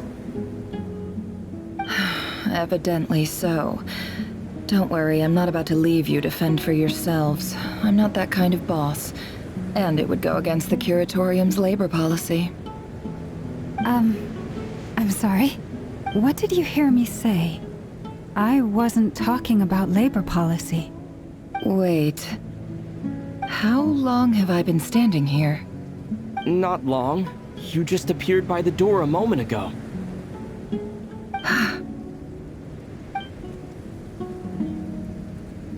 Boss, what's wrong? You look like you've seen a ghost. We've been tricked. We never left at all. Somehow I hallucinated that whole scene back inside the office. Hallucinated? But how? How indeed. This place should heed my will alone. All thoughts and actions that occur in here are just a result of pawns moving across the chessboard in a carefully calculated manner. And nobody has access to this chess set but me.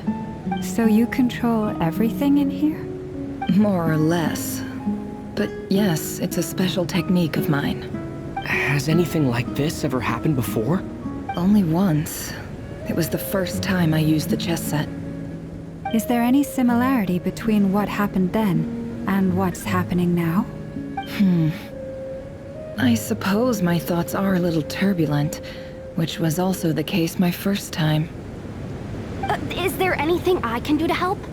The first clause of your contract clearly states that I only need your help with things that I'm too lazy to do myself. Meaning, you're not feeling lazy right now? Meaning, this is not something Yehoda can help with. The chess set is a personal treasure that I alone understand. I must be the one to find our way out of here. Boss, it's fine. Really. Let me do something useful. Oh, listen to you. Whatever would I do without you, Yehoda? What? Really? Yes, really. Where would I ever find another employee as obedient and servile as you? God forbid anything ever happens to you. Oh, okay. Well, anyway, I was thinking of fetching some water. There's gotta be a source around here somewhere. I suggest everyone finds someplace comfortable to take a rest. We gotta conserve our energy. Even though all this chess malarkey doesn't exist in a physical sense, mentally speaking, it's all real. And so is our tiredness and fatigue. You don't want to dismiss mental fatigue. Just because it isn't physical doesn't mean it's any less serious. But anyway, I got your backs, so don't worry about a thing. Don't I have the best employees? Jealous much? If we can find a suitable time, I'd love to borrow Yehoda for a day to help out at the Frost Moon Scions. Would you be amenable to that, Boss Nefer? Oh, Lauma. Have I ever told you just how pretty you are?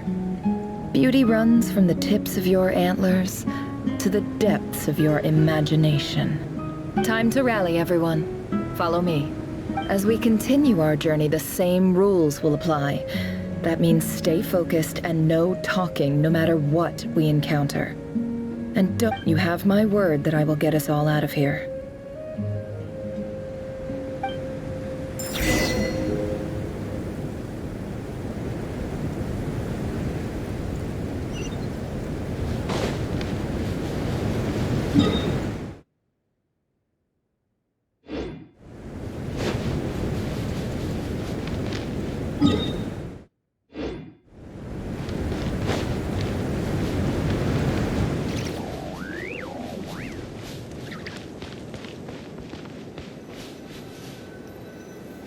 This looks familiar. That's not a good sign. There's someone up ahead. Time for a little chat. I wasn't expecting visitors at this hour. Wait, is that? Oh, it's him. There you are. Sinue's been looking for you all day. I think he has some news for you. Oh yeah? What were you doing just now, Uncle Retinue? Hiding away some more loose change? I know I saw some Mora. What do you mean loose change? Oh, come on, I'm too old for this. Just pretend you saw nothing.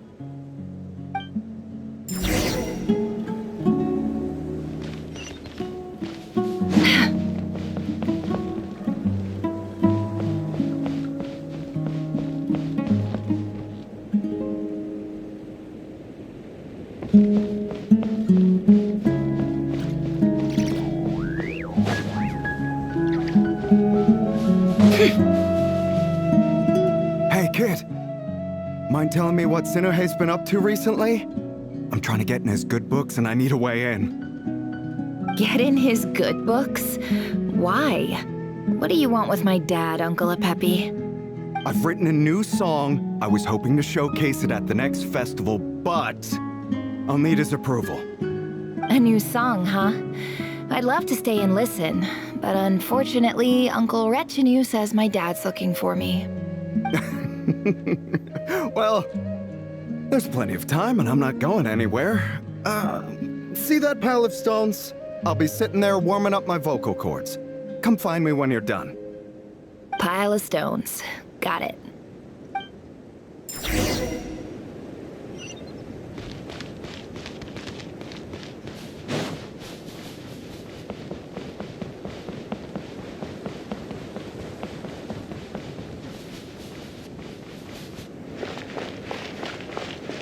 Hi, Dad. Uncle Retinue said you were looking for me. Ah, there's my little princess. If you'd gotten back just a little sooner, you could have shared the spoils of war with me. Spoils of war? Who were you fighting against, Dad? It was just a figure of speech. The aftermath of a sandstorm is no time to be waging war. I was talking about our war against thirst. I went out to fix our water supply problem, and now I'm back. Which means... We have a well again! That's right. I found a new one and brought back as much water as I could carry. It should last us for a good while. If it wasn't for these blasted sandstorms, our wells wouldn't be caving in. You wouldn't be spending all your time out searching for new water sources. As the chief of our tribe, I'm supposed to be leading us out of hardship and poverty. But you know how prosperous our ancestors were. I've told you all the stories. And look at us now. Squeezed into these hovels. No one would choose this, if it wasn't for the endless wars over the years. But things are looking up. I started working with some folks from the academia a few months back. They gave me some contacts in return for my assistance in the desert. So you're the academia's helper now? Special ambassador, they call it. Think of it as a partnership. It's nothing bad, okay? We've been isolated here in the desert for too long. Seeking opportunities elsewhere is the best thing for us, and the fastest way to progress. So, do you get anything good out of being a special ambassador? Of course. My luck's improving all the time. One day, I swear I'm gonna lead us out of this place. We'll find...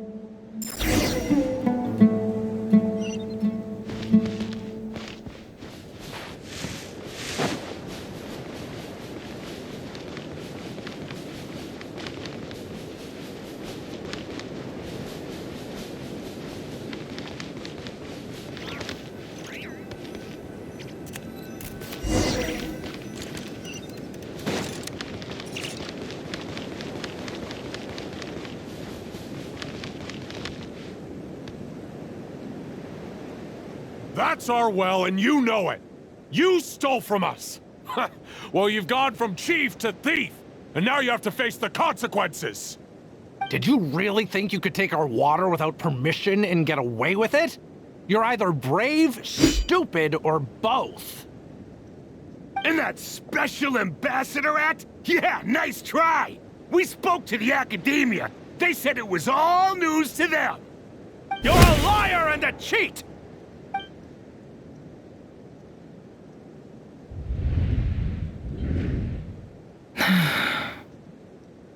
I heard Yehuda gasp, but I don't blame her. Most people are terrified by the sight of blood. Corpses strewn across the ground. The wounds are clearly from scimitars and daggers. The desert dwellers' weapons of choice. There's a handwritten note on the ground. Let's see what it says. Halil, this is Sinuhe, chief of the Shimti tribe. Surely you remember me. I was the one who helped you and your colleagues avoid the quicksand in the desert. This is my second time writing to you. I assume my last letter must have gotten lost in the mail. as I didn't receive a reply. I hope this one makes it to you safely. I'm writing to you because I need some help. That sandstorm the other day completely blocked up our well, forcing me to look for another water source in Iab and Unut territory. It was a matter of survival. Praise the gods. The well of the Iab tribe was intact. It was my last resort. I drew what water I could and left, but not without being spotted. You told me to write to you if I ever needed help. You said you'd be my ally in the academia. I urgently need you to formally recognize my title of Special Ambassador and send some of your people to assist me for a few days. It's the only way I can convince them that this was the academia's decision and prevent them from retaliating. This is an emergency. Please send help as soon as possible. Looks like this letter never got sent. The writer died a grisly death, and the letter was trampled into the ground. It's badly defaced. Some parts are barely legible. What a ridiculous lie the surviving Shimti tell. Their whole village was butchered over a sip of water.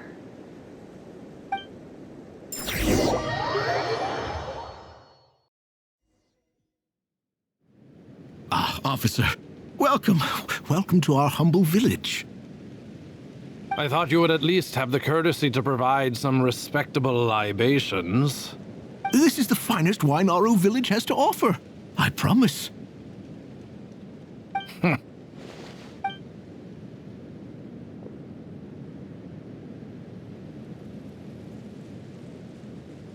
The Academia has agreed to reserve a single space for a candidate from your village. But I remain skeptical of this entire endeavor. I highly doubt anyone in this desert possesses serious academic potential. Please, have faith. If not in us, then in our god.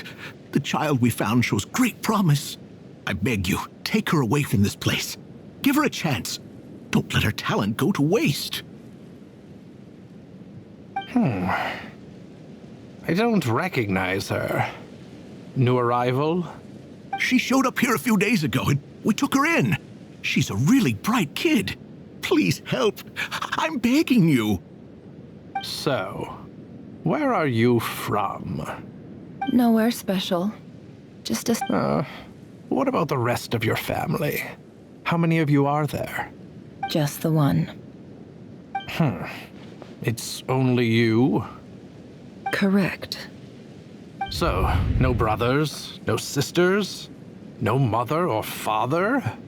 Any who have slept on a bed of sand, I call my brothers and my sisters. Apart from that, I have no family. All right. Get over here. Sign your name on the form.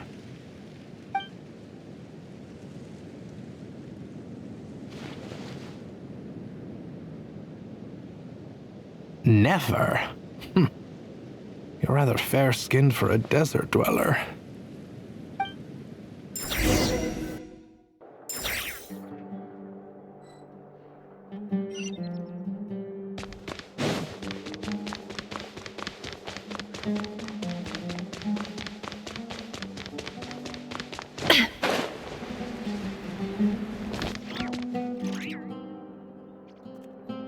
Nefer, this term's assignments have been issued already.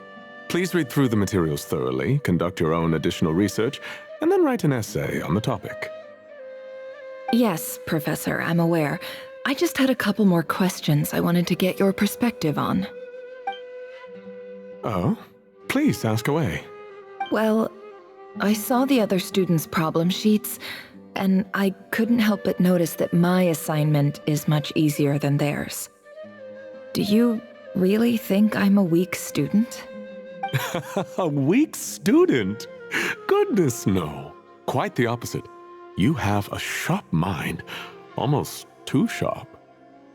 I think what you're saying is, a weak student wouldn't have noticed the discrepancy. And if they did, they certainly wouldn't complain about the lighter workload. You see, sharp as they come. You see things the way they are. And I'm sure you know why they're like that. Because of where I come from. Because I'm different. I'm sorry, Nefer. I don't like it any more than you do. It's just... Anyway, you said you had a couple of questions. What's the other one? I wanted to check. If someone sent me a letter to the Academia, where do I go to collect it? Ah, your family wrote to you. Well, as long as they put your name on the envelope, someone should hand it right to you. Not exactly. It's not even a recent letter. I was just curious where the mail would end up if no one collects it. The House of Dana, I expect. I know there's a box for unclaimed mail somewhere in there, probably sitting on a shelf. Whatever you're looking for, that'd be the place to start. Okay, got it. Thank you, Professor. Oh, don't mention it. Honestly, I feel like I failed you.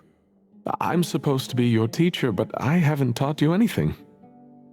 Hey, don't say that.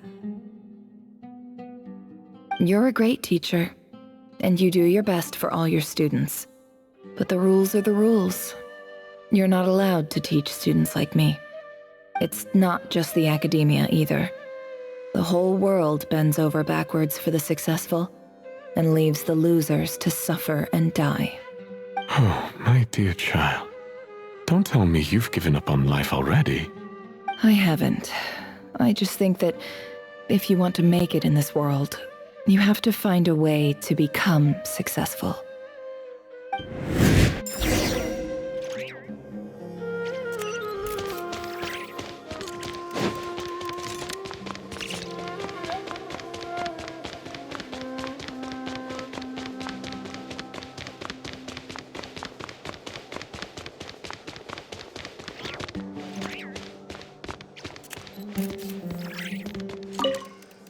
This must be it.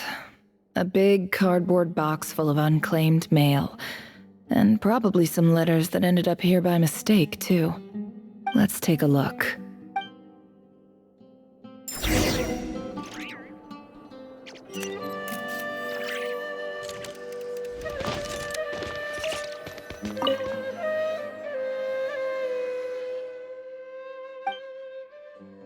A dilapidation survey from Port Ormos. Looks like it's from a Corps of 30 representative. What a strange thought. A bunch of mercs losing sleep over rundown buildings. This one was never even opened. I guess the recipient didn't care what the Corps of 30 had to say about anything. Who was it addressed to? I don't recognize the name. But it must have been a Ksharawar professor. This one is addressed to the Immorta Sage. The title is Changes Observed in Satyavada Life Symptoms. Why do all these letters read like full-blown dissertations? Guided by the incense, we became lost somewhere in the forest. All the barriers between levels of consciousness disappeared as our minds soared around in circles. Looking in clinical terms, these symptoms fit the description of incense poisoning. The Immorta Darshan strictly prohibits the use of hallucinogenic substances, but I believe there are still people getting away with it. For example, my neighbor who always breaks out into song and dance after using incense. This seems like something the Academia would want to know about. Why wasn't it collected? Wait, what's this written on the back? It's so small. The note says, "The sender authored this letter while under the influence of mushrooms. I would send it back, but no return address was provided."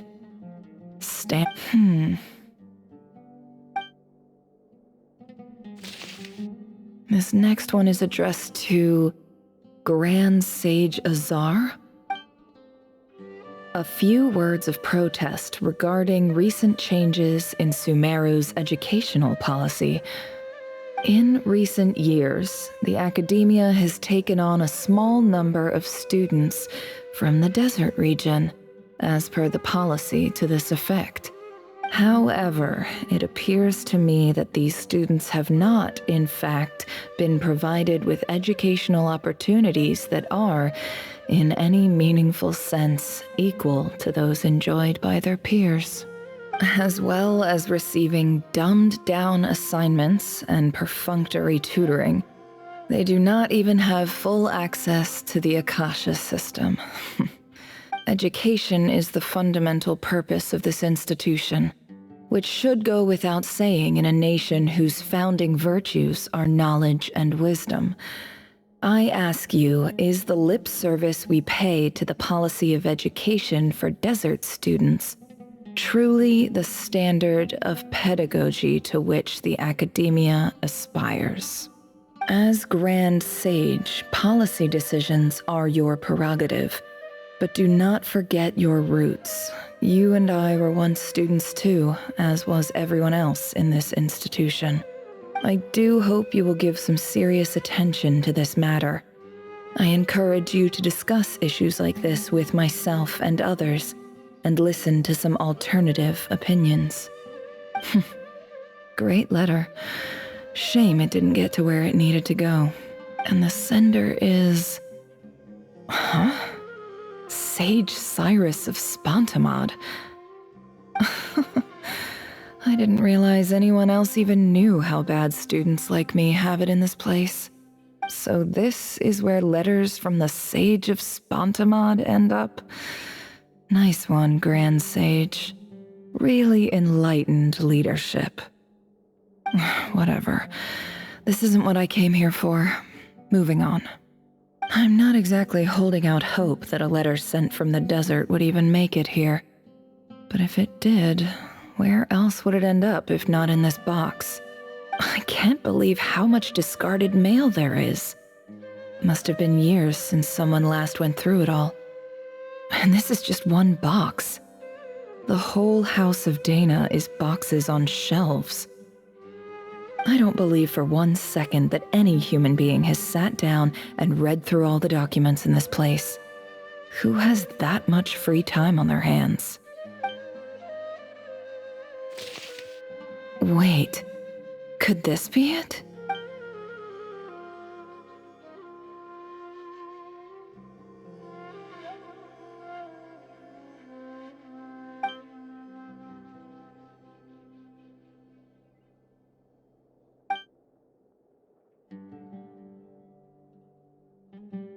Greetings, Halil.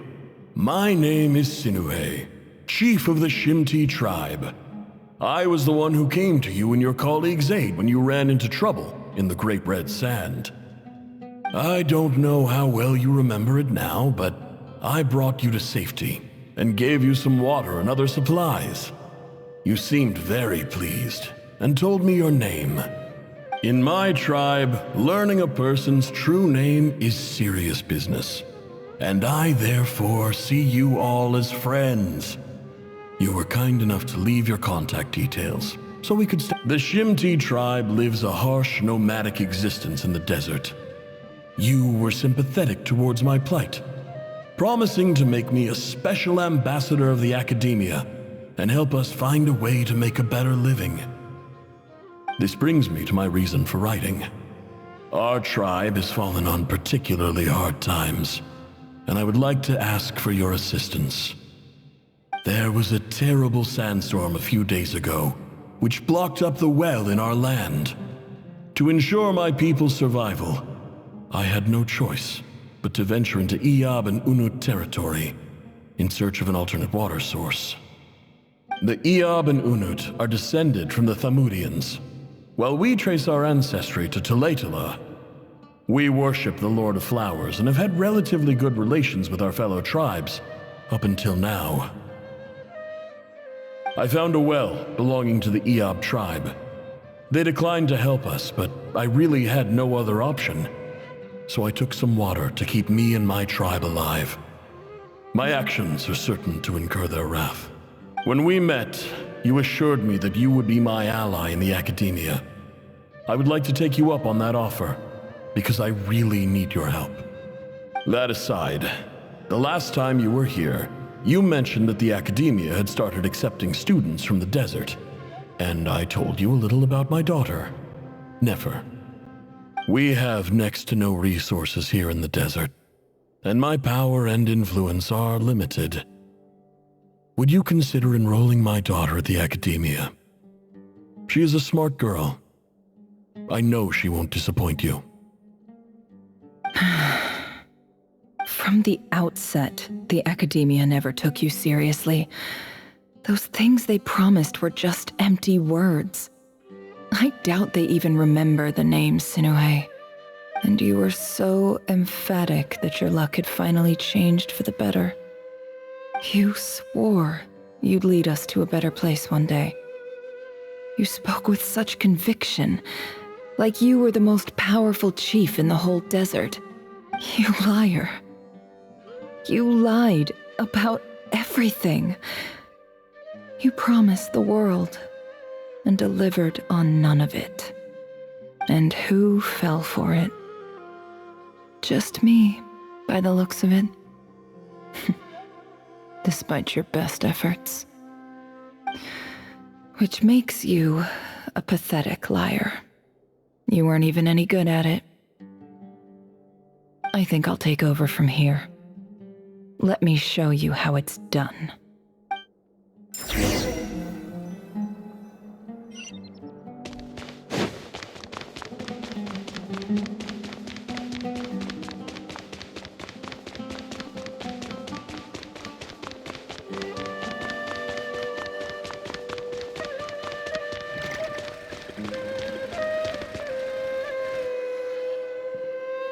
I just came to say goodbye.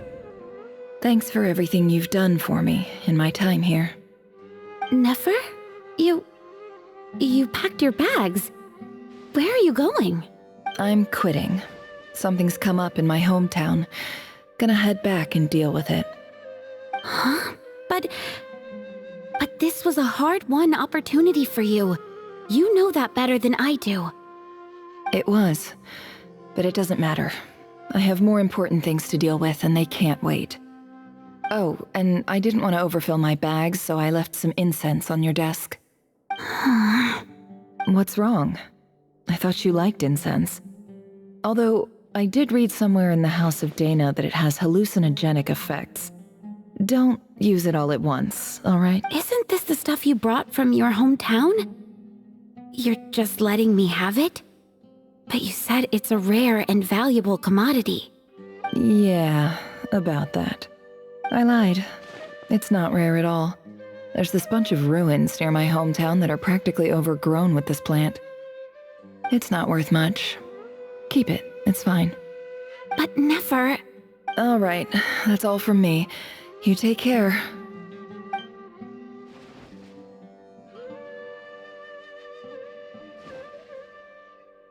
Don't forget me, okay? I mean, we're more than just classmates, right? We're friends. Yeah, I'll remember you. I lied again. That incense is worth a fortune, and it's a rare find even in those ruins. And as for remembering her, I have far too much to do when I get back. No time to reminisce. I'll be lucky if I even make it through this alive. But either way, I expect I'll forget you pretty quickly.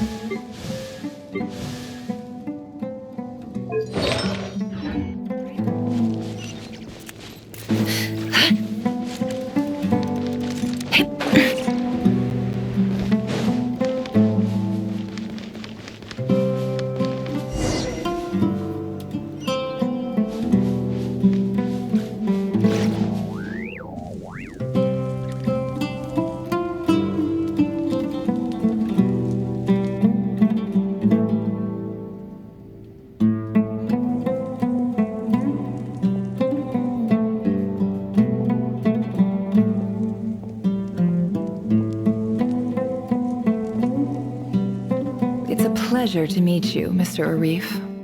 So, what does the Academia want? Since they've sent their special ambassador, I assume there's a big business deal to be made. If not, I'd be very disappointed. Please, sir, lower your blade. You're lucky I'm the one they sent. Not all special ambassadors share my admiration for the Eab people. The ever-shifting balance of power in the desert reduced the once great civilizations of this region to rubble and sand. But the story of the Eab has a very different trajectory.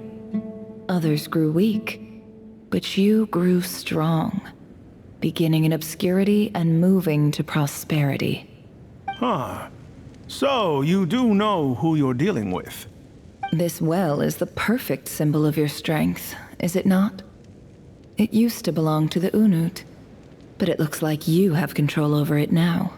You're not wrong. But I'm sure you didn't come all this way just to flatter us. Of course not. I came to bring you some very good news. Some information that recently came to light, which might just be your ticket to freedom. Records uncovered by the Vahumana Darshan show that a certain well currently under Eab control is built on top of some ancient ruins. These ruins are of great archaeological interest to the Academia. I checked the map carefully on my way over here, and I'm confident that this is the well in question. The Academia is offering 50 million mora in return for excavation rights. 50 million? No, wait. If these ruins are as important as you say, 50 million's a little low, don't you think? Don't get greedy, Eab. We know far more than you think. We know that you seized this well by force. Wasn't that the first step in your rise to power? To drive away the Unut and steal their water supply? So what if it was?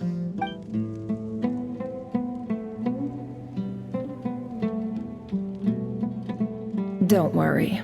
As unscrupulous as it was, it's something we're willing to overlook. The Academia is only interested in dealing with the de facto power holders in the region. I hope I am making myself clear. And I hope your words are the truth. If I find out the Academia is trying to play me, I'll hunt down every one of your people and make you watch as I cut their heads off one by one. I assure you, Chief, that would not be in your long-term interests. You don't want to make an enemy of the Academia. You see how I'm dressed, don't you? I appreciate that you've never been to the rainforest, but surely even you recognize an ambassador's attire when you see it. And what does a barbarian like you have to lose anyway? You really think the Sumeru Academia would bother to come all this way just to lie to you? We have more important things to worry about. All right, I take your point. The Academia is the highest authority in the land. I'm sure you're trustworthy people. In that case, we have a deal. We will sell you the excavation rights. I'd like to thank you, Ambassador. This is good news indeed. Excellent news. In fact, it calls for a celebration. Would you do us the honor of staying a while and enjoying some Eab hospitality? Gladly. I am partial to wine myself, and I trust you are as well. So let's indulge in a few drinks together.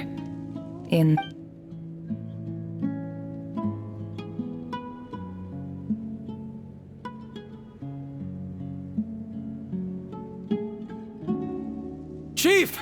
Chief, it's an emergency! It's the Unut. They've taken the well. What? Well, don't just stand there. Take it back. Yes, Chief. I have every confidence in the Eab's military superiority, and yet... What is it? The Unut's response was alarmingly fast. The day after we reach a deal, they seize the well. This can't be a coincidence. Perhaps there is a traitor in your midst. I don't think so.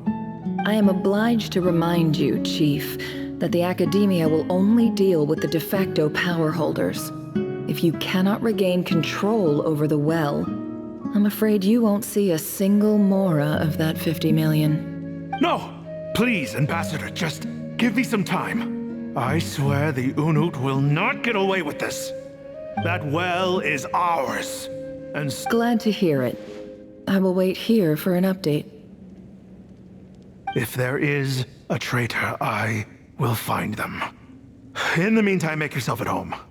I'll report back as soon as I have an update. Much obliged. Wow. All it took was a few words and I've got him wrapped around my finger. What an amazing feeling. So, in summary, Ambassador, the Academia would rather negotiate with our tribe instead of the Eab, yes? The Eab are ruthless murderers who don't listen to reason. And now they have the gall to interfere in our research projects in the desert region. So let me ask you, Chief, if you were the Academia, what would you do? Kill them all, of course. Precisely. The Academia does not tolerate those who stand in our way. The Eab have held back our academic pursuits for too long, and our patience is wearing thin. At the same time, there is simply no way that the Academia can be seen to be intervening in desert affairs.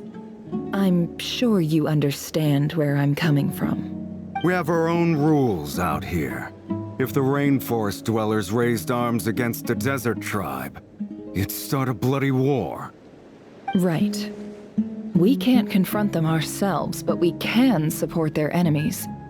The Unut have always had strained relations with the Eab, which makes you our natural allies. Natural allies. Weren't the Eab your allies once? You were quick to send them after us to protect your interests back when we stole that water. And now look at you. You're at each other's throats. Let me be clear. The Academia wishes to collaborate with the legally recognized rulers of the desert in this matter. We are asking for excavation rights to that well, and our— Say no more. I believe we have an understanding. Good. Then I suggest you get to work. Get us access to that well, and the mora's yours. You see, Dad? Lying is easy when you know how. People will believe anything.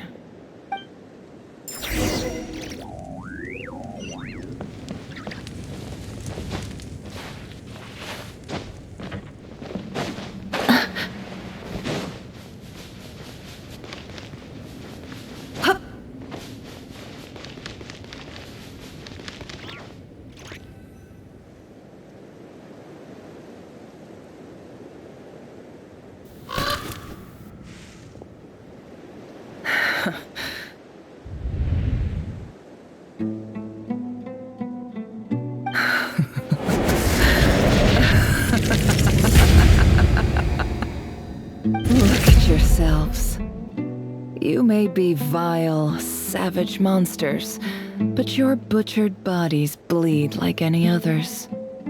The monsters who destroyed my home, they're just ordinary, petty human beings.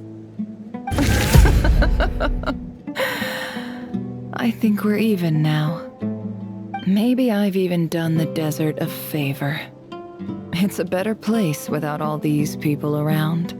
Oh, Sinuhe, my gullible fool of a father. Perhaps if you'd been as ruthless as I was today, our tribespeople would still be alive. In this dog-eat-dog world. But you couldn't do what had to be done. So I did it for you.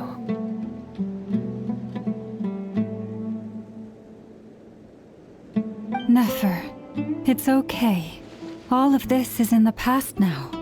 I believe I remember you promising to remain silent. Yeah, but even so... Yehoda, is there anything you can do to ease the tension? Alright, time for a sharp turn onto a completely different topic. So, anyway, that's enough of that. When are we getting out of this place? Feels like we've been walking forever. I'm getting pretty tired. Oh, Lauma, you tired? Yes. If we can find somewhere to sit down, I could certainly do with a rest. It's not far now. There should be a temple just up ahead. Yes. Really? A temple? That's where this story ends? I guess that's how things go in the desert. Desert dwellers can never escape their destiny. Or so everyone says. I never wanted to believe it, but looking back now, I'm as desert as they come. You mentioned a temple. What's waiting for us there? My biggest trade secret of all. Ah. Then I'm guessing it's where you got your power from. The power to peer into other people's minds. I didn't know you were clued up on any other religions. I'm no expert in the history of Sumeru, but since you come from the desert, I would imagine it has something to do with King Deshret.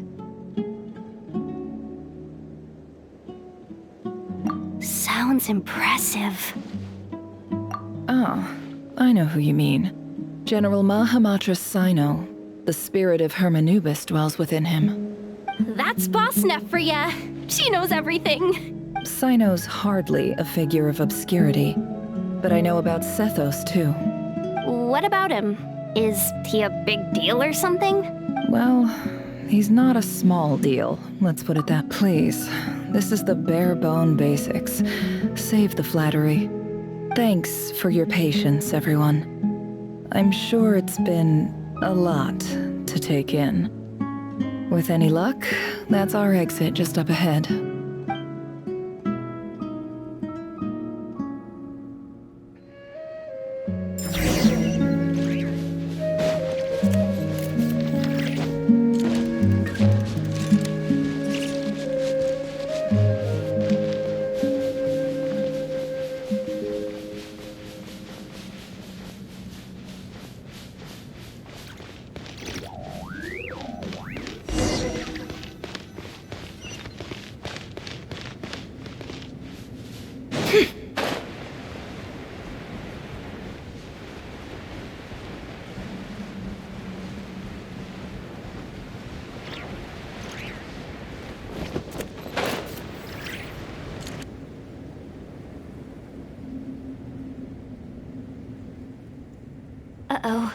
Uh-oh, I'm totally out of my depth here.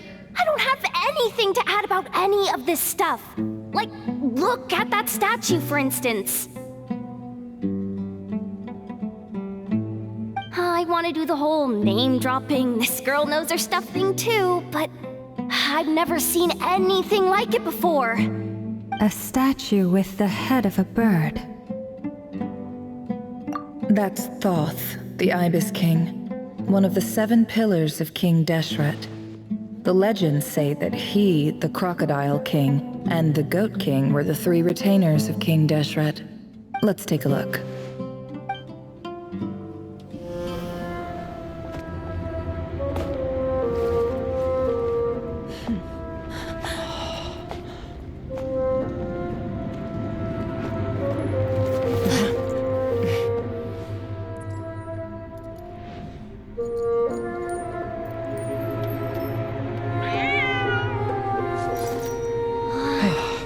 It's just Ashru.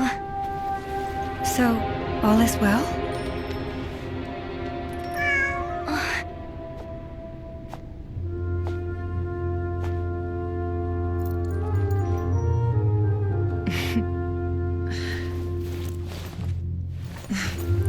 Typically speaking, at this point, the world disintegrates. Then we find ourselves back in the outside world. Besides, these are my memories. There's nothing to fear. You're sure? Of course. It's almost over.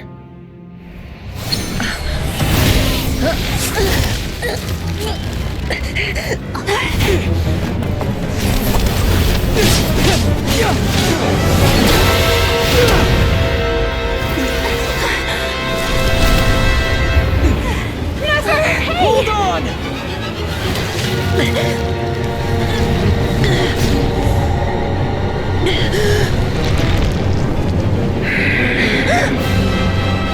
Knowing too much is always a death sentence.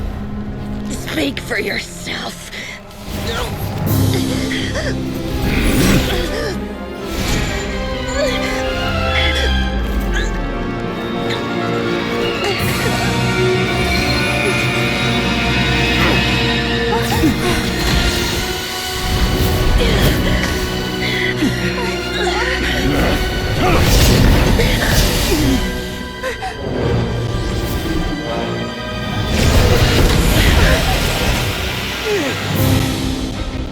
How repulsive.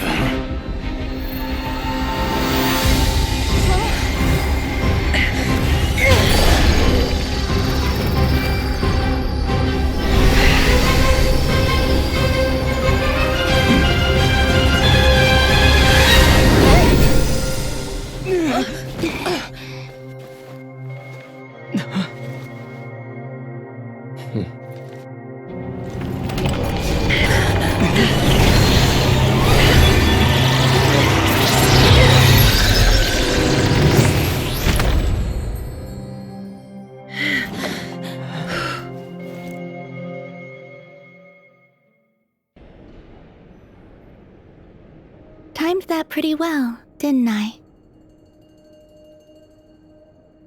It's okay. I'm just glad no one was hurt. Paimon noticed you doing something too, Dainsleif. Were you helping get them out? Of course.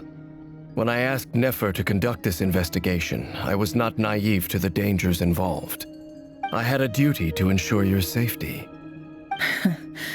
Good to know your sense of justice is still intact after all these years. I take that to mean that you saw the truth. That comes as a great relief. I certainly did. And thanks to your help, I also managed to trap Rerir inside the chess set. Whoa, really? How'd you manage that? Well, to be honest, I sensed that something was wrong long before we made it to the temple.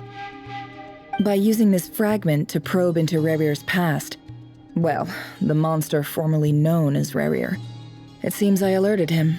I was tracking him, then he caught on and started tracking me too. Can't say I'm surprised. But how did he track you through your thoughts alone? That shouldn't be possible. Rerir was a secret agent who reported directly to the Vinster King. He is an expert at finding a trail and hunting down his pursuers. No wonder. He infiltrated the chess set, read my thoughts, and built a new virtual chess set inside of it. That's why we weren't able to leave at first. Speaking of your chess set, it's quite a remarkable item. Would I be right in thinking you have some connection to King Deshret? You overestimate me. I only have a connection with one of his underlings, the Ibis King. You all saw how this came to be. A long time ago, the Iab massacred my tribe, the Shimti, in our home village. A few years later, I enrolled in the academia, where some new information came to light. The Unut and the Iab fought a bitter battle over the rights to a well, all for the sake of a non-existent 50 million mora. The Iab ultimately won that confrontation, but their victory came at the cost of almost every warrior in the tribe. The final blow to the Iab came at the victory feast, when an Unut assassin beheaded their chief right before my eyes. The remaining Iab fled and have been scattered to the winds ever since. Having gotten my revenge, I returned to my hometown, where to my surprise, the nearby temple was still standing. There it was, seemingly immune to the relentless hostility of the desert, while my tribal home lay in ruins. As I stood there gazing at the temple, I noticed a cat just outside. This cat, as it turned out, was home to the spirit of the Ibis King.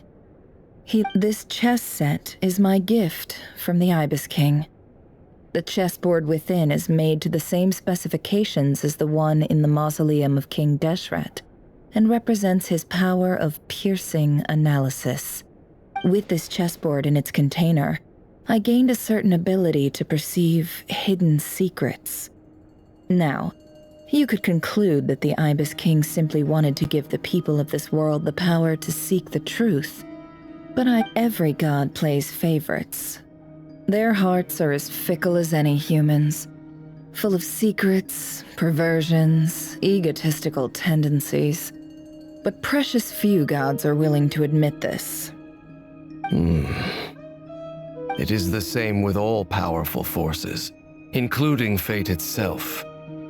Their gaze falls preferentially upon a select few. As you rightly point out, this is an act of favoritism. If you're alluding to the Abyss, then yes, I agree. Gather the others. It's time to share everything I've learned.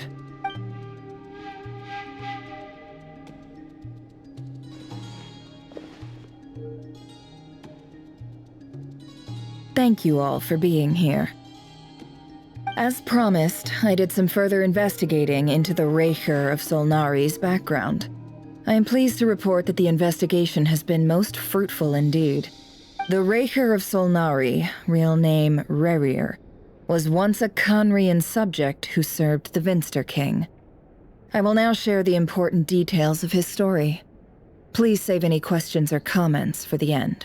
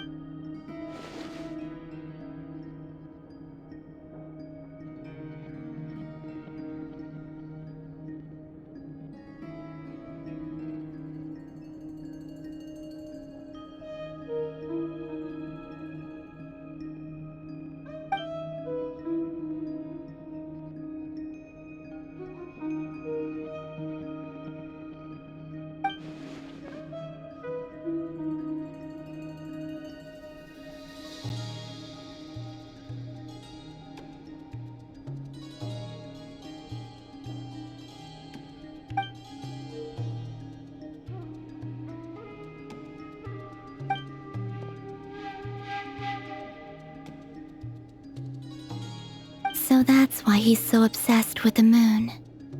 A tragic tale, to be sure. But it does not excuse his many transgressions. No matter how much Rerir suffered in the past, the fact remains that he is what we know today as the Wild Hunt, wreaking havoc upon innocent lives in Notcry. He becomes more dangerous with each passing day. If left unchecked, it is simply a matter of time before all of Teyvat suffers the consequences. This is a threat that the Knights of Favonius cannot ignore. A question for Miss Columbina.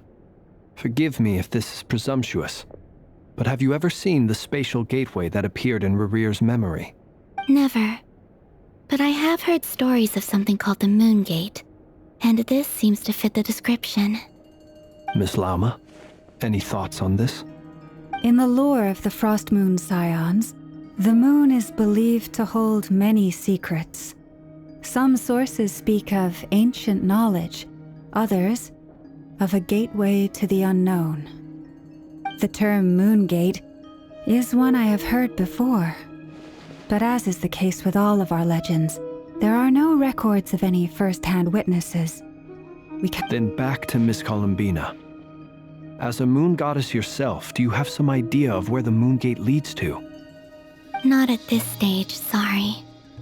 I do hold the power of the Frost Moon, and my strength is recovering well. I can sense that the gate would open at my command, but... But there's more to the power of the Frost Moon than that? Yes. A moon goddess has the right to open the moon gate, since it is a path to the moon. But as Nefer mentioned, holding open a spatial gateway takes a huge amount of power. And right now, I need to conserve my energy to fight the Rächer of Solnari. I'm afraid this is one mystery we may have to leave unsolved for now. I agree. Better to save your strength. But if you'll humor me for a moment, I have a bold conjecture of my own regarding the world beyond the gateway. I highly suspect that neither Tholindis nor Rerir made it through unscathed. The evidence pointing to this is the fact that the Rächer of Solnari exists in the form of countless fragments. With the abyssal power he wields, no ordinary foe can touch him, let alone tear him to shreds. And yet, the wild hunt proliferates wherever his scattered fragments lie, drawing hordes of monsters to many different locations across the land. So your theory is that Rerir was physically torn to shreds by some powerful force? Hence, why the wild hunt is a distributed phenomenon, rather than a unified one? Makes sense to me. Explains why the wild hunt is so pervasive, and why he's been trying to piece himself back together. He was whole to begin with, and he wants to be whole again. Without the power of the Abyss on his side, he almost certainly would have perished the moment he was torn apart. But the Abyss, much like a curse, has kept him alive. I could not agree more. The power of the Abyss is most surely a curse. It is a compelling explanation, and one that accords with my present understanding of Abyss creatures. Whether the life form in question is primitive or advanced, if a curse has extended its lifespan unnaturally, it will continue to survive in spite of everything. This raises some interesting questions. I will run some experiments and see if there is any validity to my suspicions. That being said, regardless of whether my research bears fruit, I would like to thank Miss Nefer for conducting such a thorough investigation. Already, it has greatly enriched my understanding of the entity we face. My pleasure, Mr. Albedo. I too hope that the information I have shared today proves useful as we look to formulate the next stage of our plan. Hey! What is it, Dainsleif? You look really upset! It's just... when I think of the man I once knew as Rerir, I struggle to understand why things had to turn out like this. The two of you used to be friends, didn't you? I don't know if these words will bring any comfort, but my heart goes out to you. Mine too. We can never know all the hows and whys of the way things are. The moon and stars are full of untold secrets and lies, and the skies are host to many more mysteries than these alone. Yet, none of that can begin to compare with the complexity of human life. Those are the first comforting words I've heard in a long time. Thank you both. Well, I think this is a good place to end today's meeting.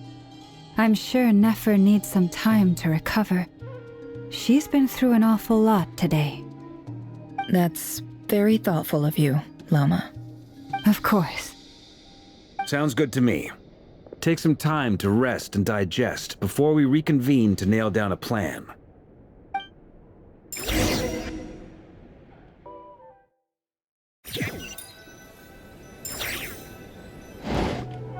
Hey, is this a bad time? Hope I didn't kill the conversation. No need. Come on, let's talk outside.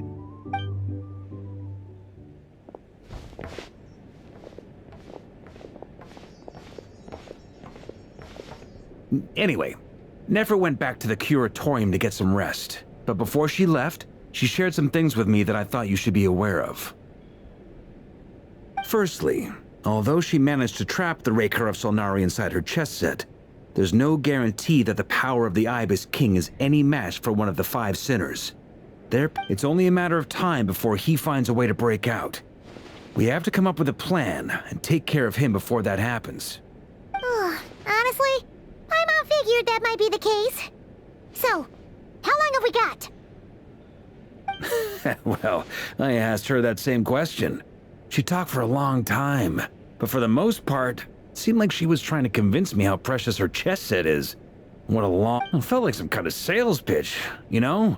The kind where you end up handing over Mora against your will? Anyway, after all that, she finally answered the question. 2 days, at most. 2 days? Holy moly! Can we even recruit enough help in that time? That remains to be seen. Which brings me to the second issue. Dainsleif is obviously conflicted about this whole thing. But given how little time we have, there's no way we can pull this off without his help. You have some history with him, right? Do you think maybe you could talk to him for us? Great. I appreciate it. All right, on to item 3. So, Albedo, Durin, and I put our heads together and came up with a plan. Can't promise it's gonna work yet, but at least it's a start. We figured we'd bounce the idea off you first. We'll explore it further once everyone's recovered. Oh, Paimon's dying to hear this. All right, so here's what we're thinking.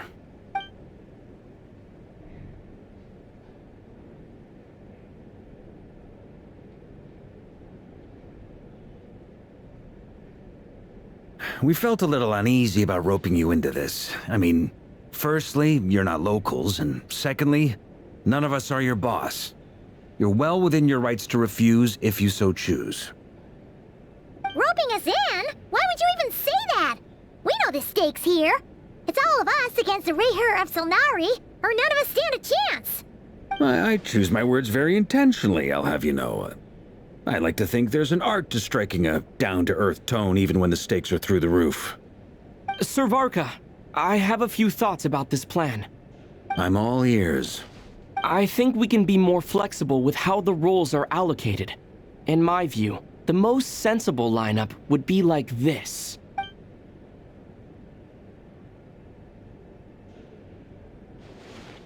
I see your point, yeah.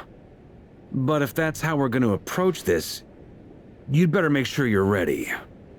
To be clear, I don't doubt your abilities. Far from it. I just want to make sure. Are you really willing to take all this on? I want to do everything within my power. The Rächer of Solnari is a truly fearsome opponent, and if I do my part, it'll greatly reduce the risk for everyone else involved. Well, that tracks with what I've heard. Jean's mentioned in her letters that you're so diligent it's almost abnormal.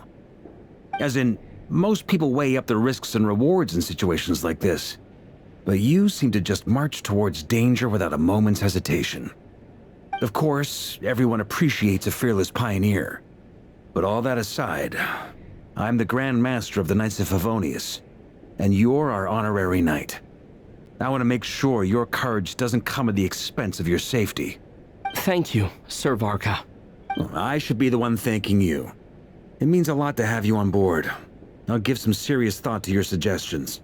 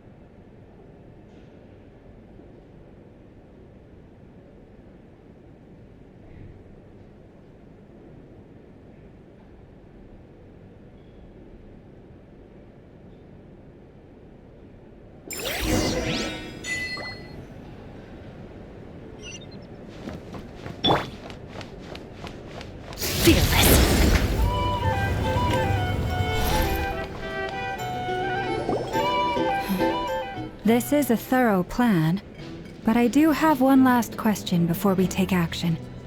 How can we be sure that our enemy won't leave the designated area? Great question. Albedo's been hard at work analyzing Rerir and the Wild Hunt's behavioral patterns. His conclusions are as follows. Firstly, from the earliest known confrontation until now, Rerir has never displayed any ability to manipulate the dimension of space. So it's unlikely he has any power in that domain. Secondly, he seems to have a particularly strong vendetta against our group. If we put him in a fight-or-flight situation, he'll choose to fight every time. Thirdly, finally, and most importantly, he is consumed by hatred, both for the moon and for his enemies. Turns out, we tick both of those boxes. We have a reincarnated moon in our ranks, and a spy who accessed his private memories without permission. He'll be baying for blood, not looking to escape. As someone who's had their fair share of interactions with the Wild Hunt, those all seem like valid observations to me. Understood. Then I will defer to the verdict of the group. Well, everyone, that's the plan in full detail. Albedo and Durin are carrying out their part as we speak. Plan approved. Scheduling.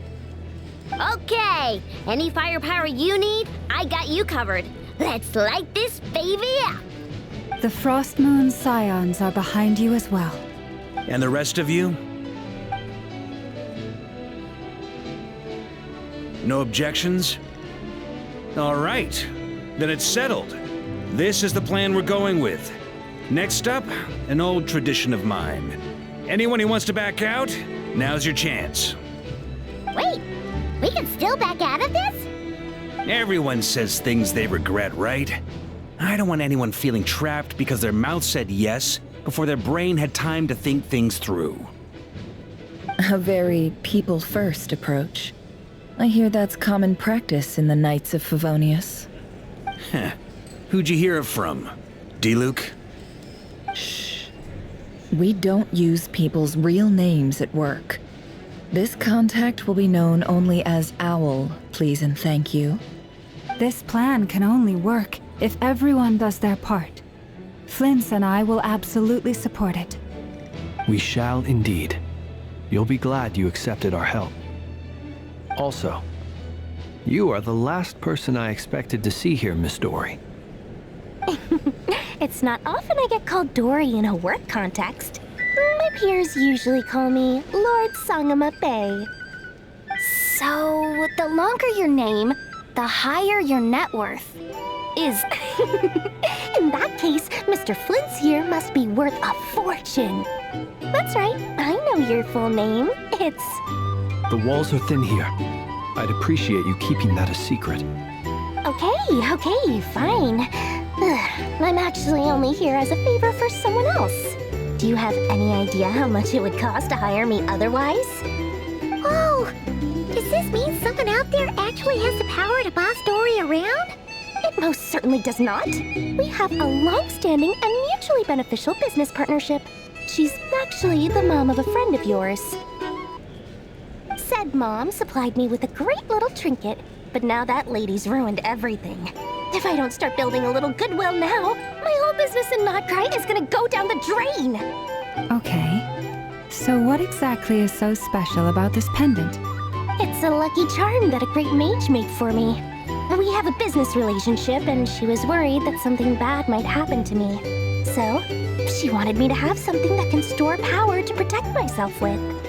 I finally got it all fully charged up with Kuvaki, and then never went and used it all up at once! Never lost so big in my life! You're right. It was all my fault. I didn't mean to drain all the Kuvaki in the pendant, but I'll make it up to you. You will?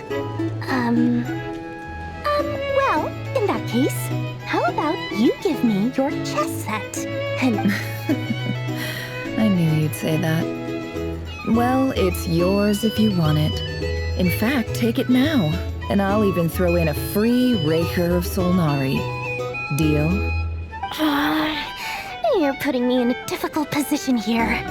It's a very useful thing to have around, but I have a funny feeling it won't be around much longer. Looks like bankruptcy for me. Hey, don't be so pessimistic. See this through and you never know. You might find a new business opportunity on the other side.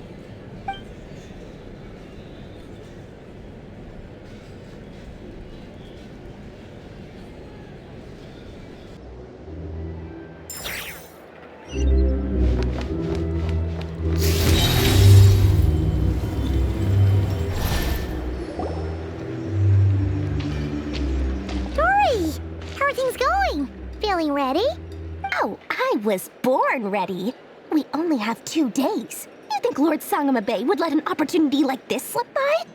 Don't forget, when something's in high demand, the people with the goods on hand get to charge the highest price of all, even higher than the sellers taking advance orders. Ta-da! See? It's right here! Ah, it's so pretty! Did you make it? No, I have a supplier. We go way back, so he made me a very attractive offer. Aha! No wonder you were talking about Lucky Charms at the meeting. You've been getting Kaveh to make them for you. That's not the full story. It actually started a while back as a project between me and the Dendro Archon. Mage Alice once warned me that this world won't stay safe forever. There may come a day when everyone faces a great crisis. I passed this on to the Dendro Archon, and she secretly brought together a research team made up of Sumeru's top scholars to invent a technology that could keep people safe.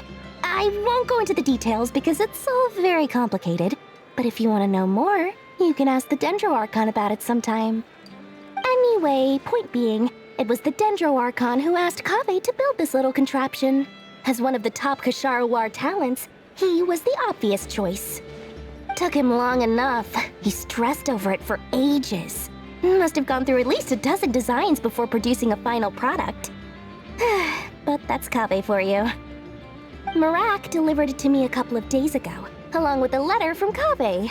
Could I ask why I'm sending this technology to you? And what's your proposed use case? Has it been approved by the relevant authorities? So nosy. My fault for sending him the research permit to begin with. Surely Nahida must have told him you were involved in this project. He was probably just nervous because you're always so secretive about your business. Could be. Anyway, I just replied, let's hope there never has to be a use case. Fair enough. But it sounds like he was just being cautious. He probably felt responsible as the one who made it. Or maybe he was asking as a favor for his housemate. He's done that before. Not sure why, though. His housemate doesn't seem to really care that much about this kind of stuff. Either way, all's well that ends well. I'm just glad to finally have my hands on the product. I wouldn't want to be without it, given the potential dangers that lie ahead. Huh? What does that look mean? Paimon's just super surprised. This must be the first time we've ever seen you actually get serious about something. Well, a long time ago, I made a promise to myself. I promised that I was gonna live every day of my life with a big beaming smile. Obviously, Mora plays a big part in that. But there are always gonna be times in life when you have to give something back. That could mean paying back a debt, returning a favor, or showing some kindness. Alice has been a huge help to me over the years. She was the first investor I ever had. And I want my investors to know that Lord Sangamabe is the best in the business. And more than that, no one knows what the future will bring. Whatever happens, I want to make sure the Dendro Archon and all of Sumeru is prepared to face whatever comes. Oh, that? I was just making sure Nefer and I are square. Don't be thinking it was some sort of benevolent act. I'm no saint, so don't treat me like something I'm not. My priority is doing the business that I want to do, so long as my conscience lets me, but it usually does. That's the Lord Sangamabe business model. Alright, if you... I do say so, and that's the whole point. I'm a businesswoman. Don't go trying to figure out what kind of person I am. You'll exhaust yourself. Oh, and could you two help me get this stuff where it needs to be? Thanks so much. You're my favorite assistants.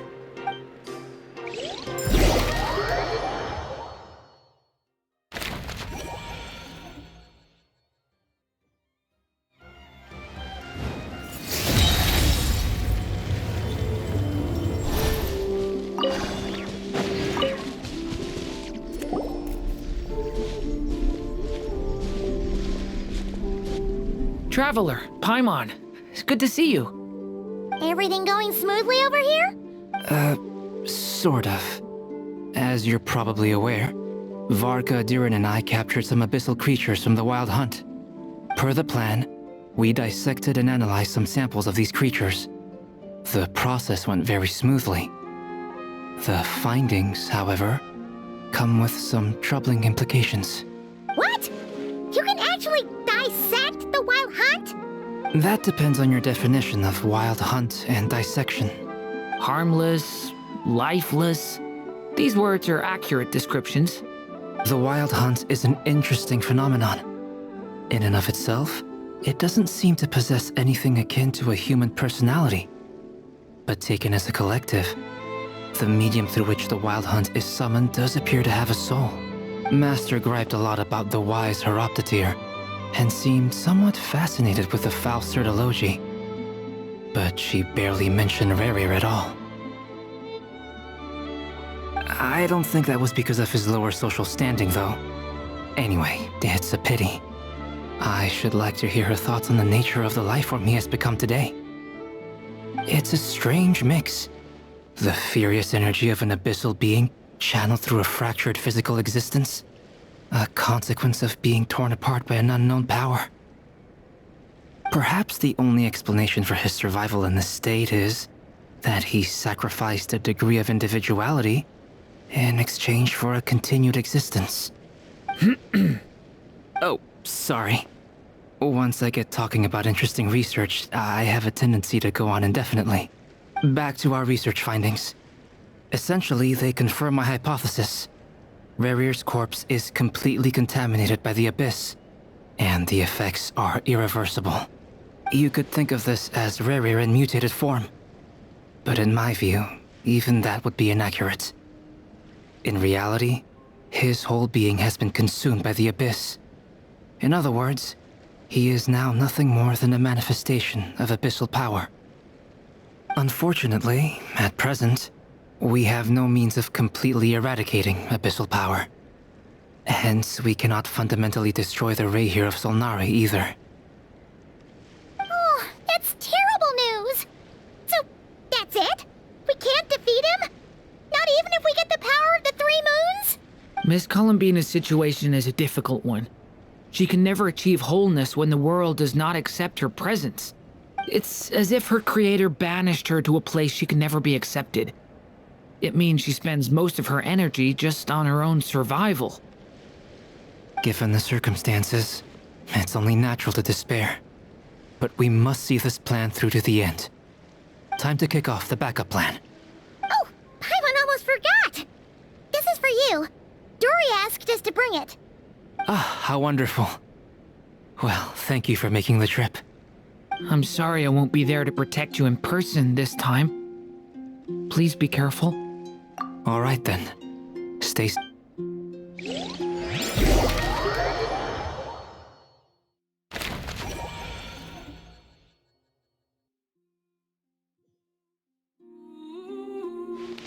Merciless.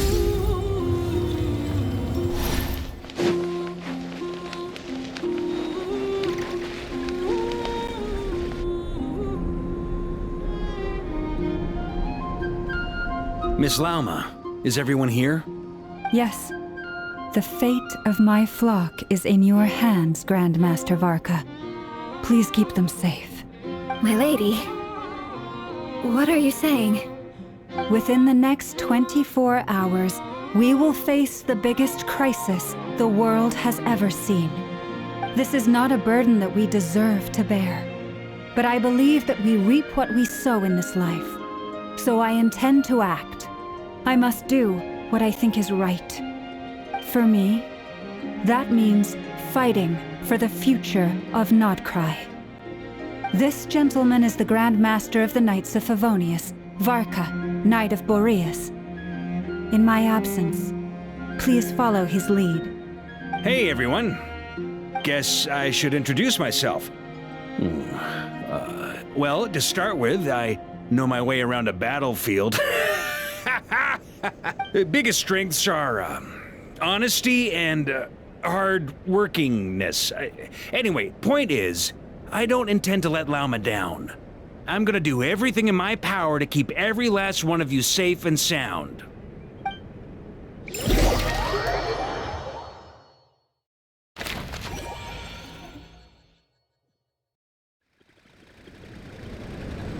Merciless.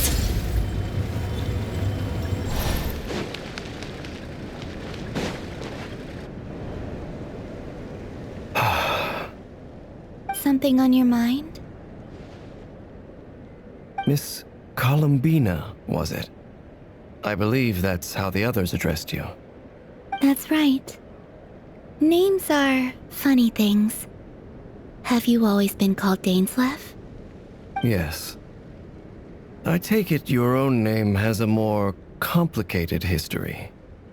I have a different relationship with names than other people. To be honest, I'm not even sure that Columbina is my name. At least, not in the same way that Dainsleif is yours. But it's what everyone calls me, and I go along with it. A lot of my life has been that way. I get so used to things that I forget to question why they are so. I never used to think much about where names come from, or what they mean to people. Maybe something's wrong with me. You're different from other people. I sensed it the first time we met. You're more perceptive than most. I'm sure your long life and rich range of experience explains that. Do you ever find yourself missing Conria, Mr. Dainsleif? Difficult to answer. I have dreamed of the past many, many times. Sometimes I'm fighting tooth and nail. Other times I'm lying on the ground, defeated. I don't recall any happy moments from that time. It has been too long. Is that because hatred survives longer than love and affection? That would not be for me to say. I make no excuses for the grudges I bear. But whatever the reason, I remember little that was beautiful or sentimental. Thank you for your help with the Rerir situation. Without your efforts, I never could have learned the hidden truth of his story. You're welcome. I know he's your friend. Friend? He betrayed me. And I never really understood what he was going through in life. Some friendship, that is. Okay. So, do you plan to fight him with us? You see, you're torn. Now you know what really happened. You see the things he's done in a new light. I need some time. Of course. I completely understand. Anyone else in your position would feel conflicted too. Actually, I went through something similar myself recently. Something happened that changed my perspective on a situation. A situation I took for granted at the time, but now I feel very grateful for it. You mean the Harbingers who still support you, even though you've left the Fatui? Yes. I always thought they were only helping me because Harbingers are forced to work together. But then I abandoned them. A warrant was even put out for my arrest. And even now, they still support me. Which means I was wrong about them all along. Clearly, they view you as a friend. I feel a little guilty now. I regret not seeing her help for what it was, and not treasuring it. I see the guilt that you're feeling now, because I feel it too. Hopefully, talking about it will do us both some good. Have you noticed that the Traveler and Paimon are over there? I think they've been listening. Huh. Shall we say hello? Sure. Hello. Ah! They caught us!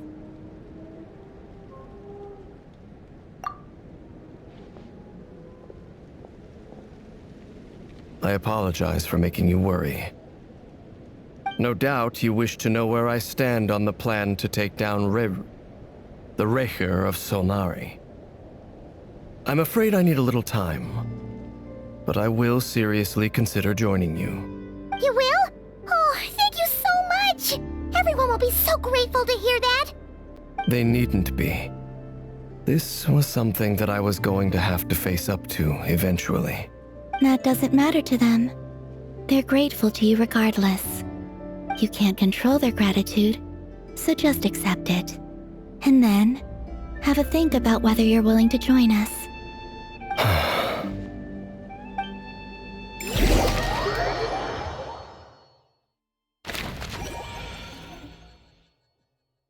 It's nearly showtime! Let's go rendezvous with the others. You know the place.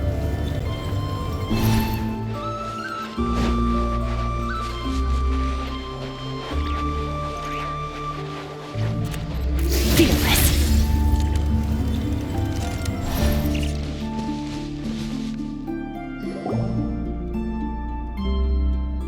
Ah, you're earlier than I expected.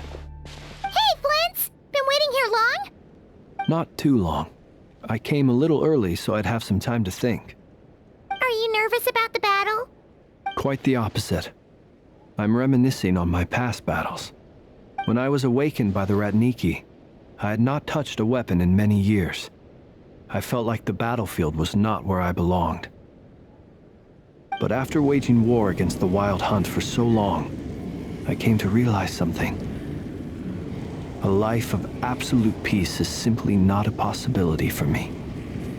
My restless flame indicates that somewhere inside of me, there is a deep yearning to root out the evil in this world. Oh, that doesn't sound like such a bad thing. Well, in the past, when I was a Fae whose primary concern was hibernation, it was hardly ideal. But it certainly serves me well here in the present. And I am delighted to be able to join forces with you in this endeavor. Looks like I'm not the first to arrive. Ah, Miss Lauma. Did you sleep okay last night? I struggled to settle down at first, because of the nerves. But don't worry. I got enough sleep in the end. I'll be just fine. Please, I'm just doing my part. Never! Over here! Aino asked me to relay a message. She said Anefa will be on high alert and keep a close watch over all secondary districts where defense is required, providing support as necessary. Meanwhile, Aino herself will provide range support to us directly, using her latest invention. Excellent. My thanks to all involved. The chess set's looking a little unstable. It won't hold him much longer. We should be prepared to engage at a moment's notice. No sense sitting around waiting. Let's make the first move while we still have the option. I agree. Paimon, find a safe hiding place. Got it! Be careful, Traveler! I will.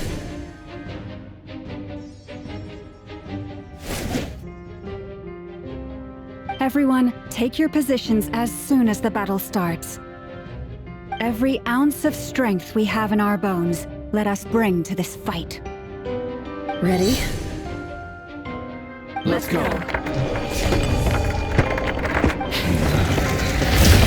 I've seen all your futile ploys before. You have become the authors of your own demise. I wouldn't be so sure about that. You are merely a moment of sport before I tear down the moon.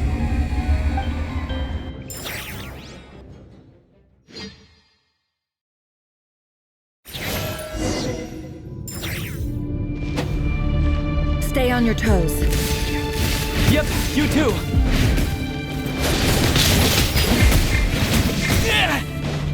Can't hide the truth. It all adds up.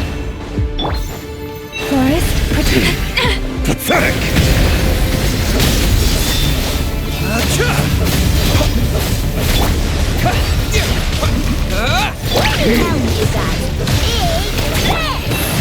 Hunt him down! Moonlight! Unraveling. Crazy!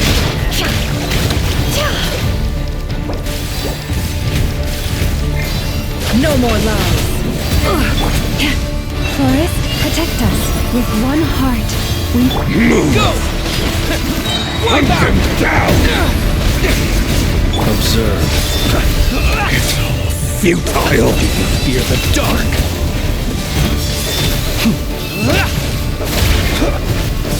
Close your eyes. Pathetic! To dust. leave this place. Can't hide the truth. It all adds up. The moonlight betrays you. Seek within. Move! Go!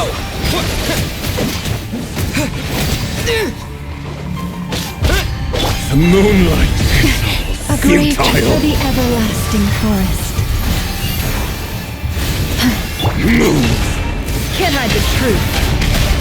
Hunt them down!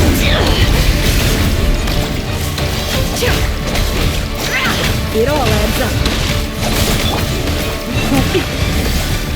Observe. Close your eyes. Pathetic! Observe. Steady now. Go! Burn! It began with the moon, and so shall it end. The moon will protect you. Move! No more lies. It all adds up. Shameless. Water jet!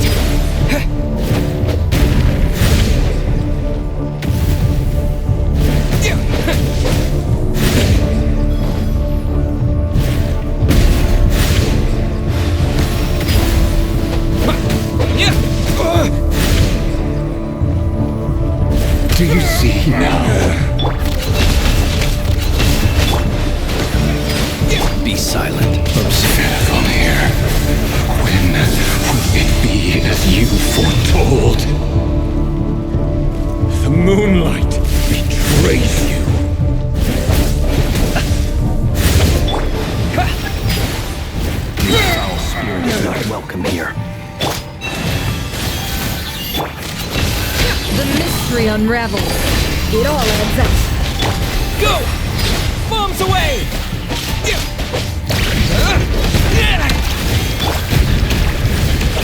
Close your eyes.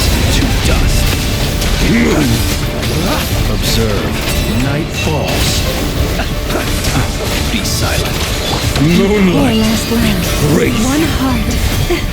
Go!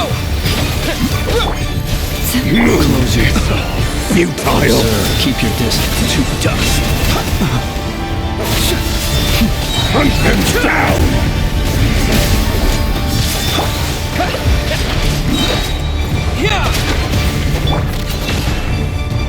Seek within.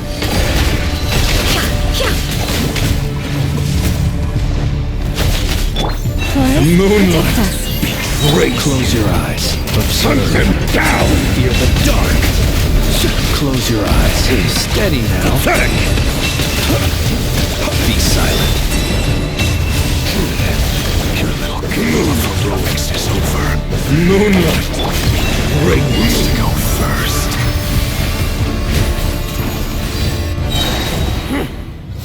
Now, get out of my sight! No, we've been separated! Grasp! You okay? Never! Where are the others? Stuck outside the barrier. I guess he really doesn't like us. I told you before. Knowing too much is always a death sentence. Be careful what you wish for.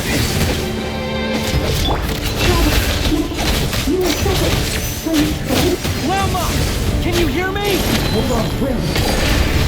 Silence. The voices are gone. But at least I know they're still there. I need to focus. Stick to the plan. Remember my most important task. Keep stalling. If I can stall for long enough, the moment will come.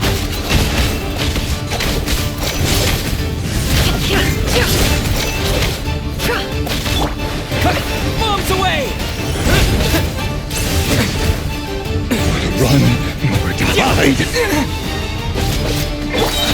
more lies. Seek within. It all adds up. Time to go clean. Go! Can't hide the truth. Absurd.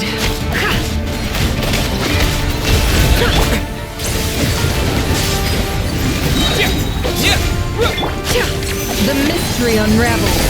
It all adds up. Bombs away! Water jet! Can't hide the truth.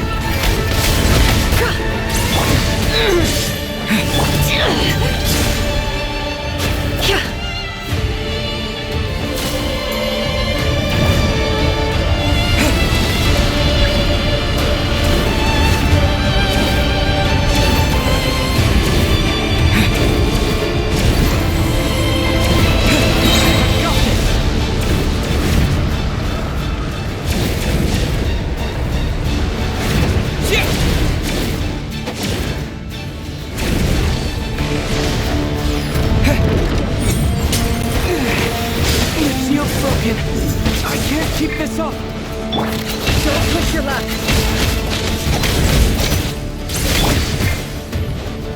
Go! It all adds up.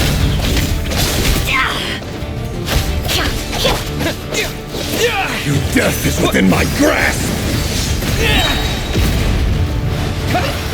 Wipe out! Can't hide the truth. Seek within. Let's see what you're made of. No more lies. It all falls into place. It all adds up. Water jet! The mystery unravels.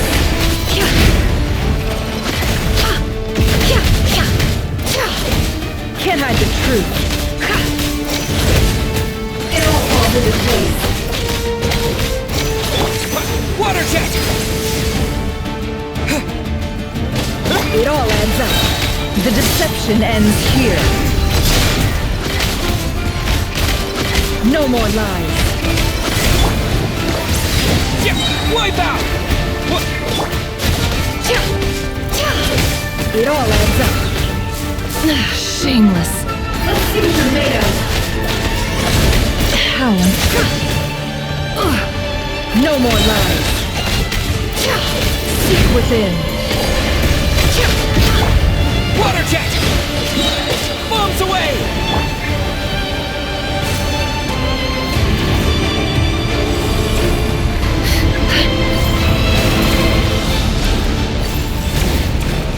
Curses. There's no other way.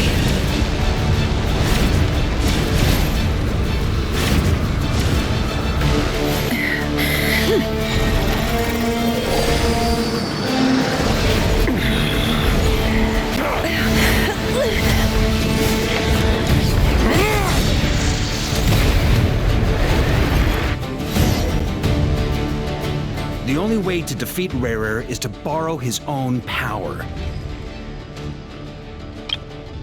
That means Columbina will have to disappear while you two bear the brunt of his attacks. You have to hold on. Find a way to keep him focused on killing the two of you.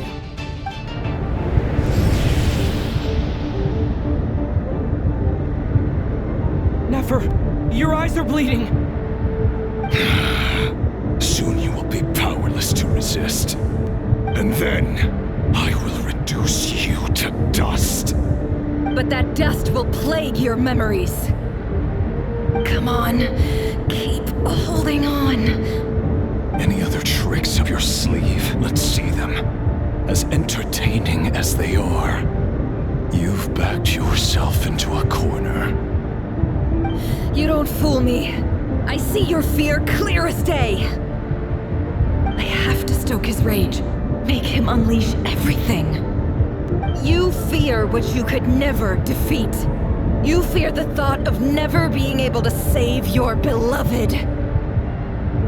You cannot win the fight against fate, Rerir. Is that what you think? Well, It's your turn to feel afraid! You fear the sound of your own name? Is it us you hate? Or is it what you've become? Let's see what becomes of you!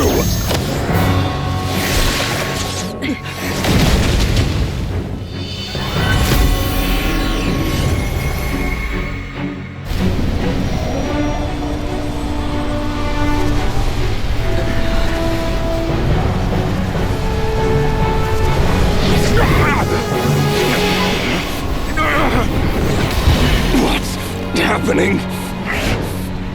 That power... I've seen it before!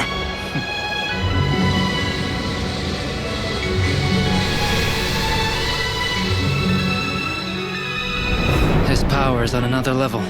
We'll need to use an alchemical array to convert his power into a usable form. Then quickly channel it into Columbina, rendering her powerful enough to compete with him. I'll join you. I can help. If I release enough abyssal energy into a confined space, it'll create a potential difference, allowing us to extract a huge amount of elemental energy. Next, I'll synchronize with everyone's minds using pyro, then give you temporary access to their abilities and fields of view. But it won't last long. Can you see? Well enough. So, we have a student of Gold Rheindotter in our midst! How about that?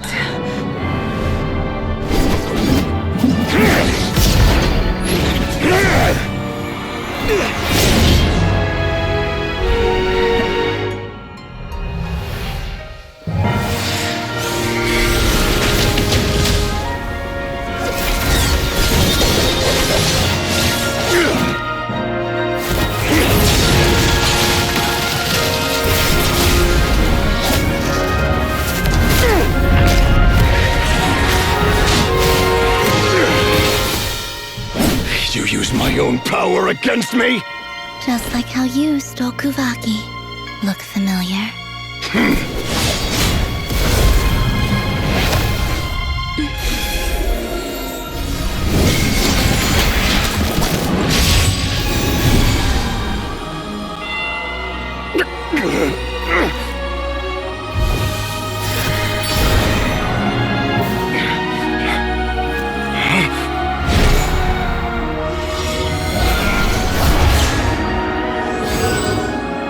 Don't you realize?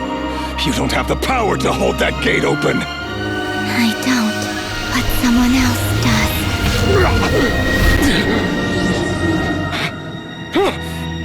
Goodbye, Rerir.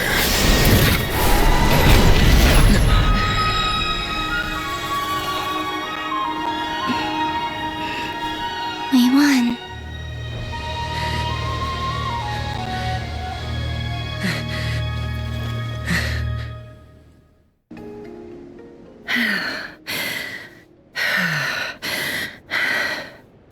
Nefer, how are your eyes?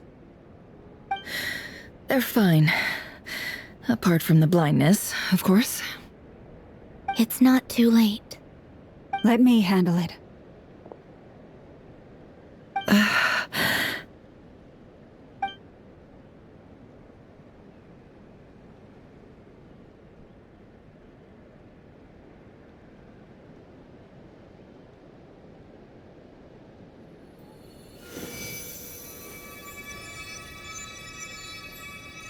Miss Nefer, it's not like you to lose your composure. That was the most reckless thing I've ever seen you do. Reckless how? The situation was critical.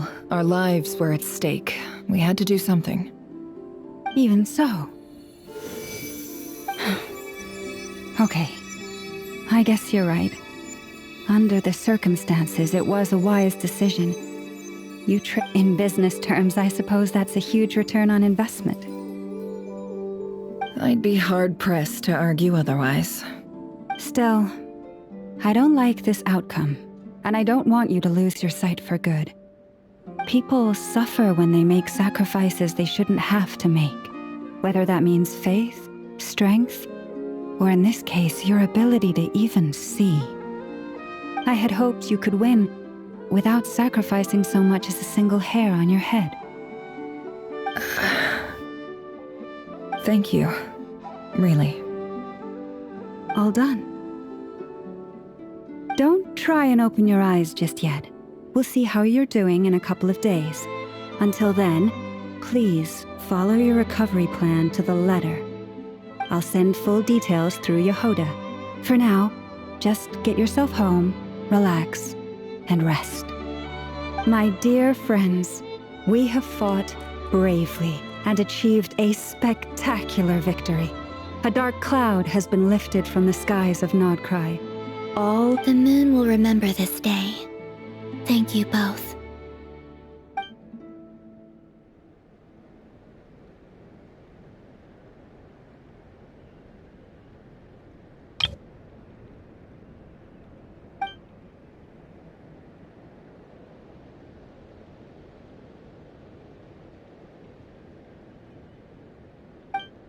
There's something I want to let you know.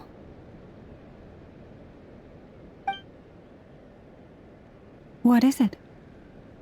When Durin connected everyone's minds so I could access their powers, I also felt everything they felt.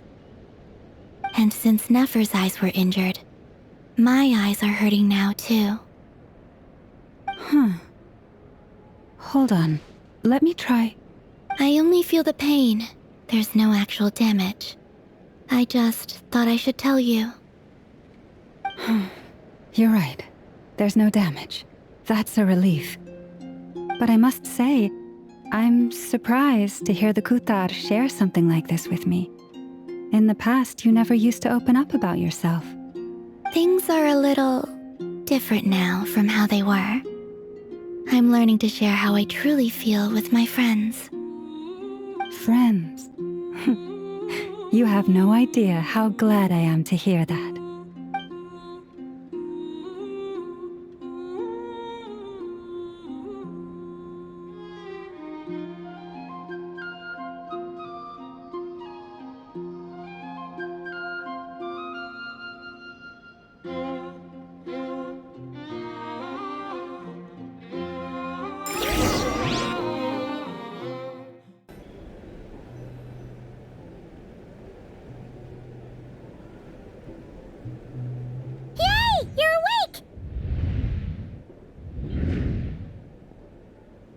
How are you feeling?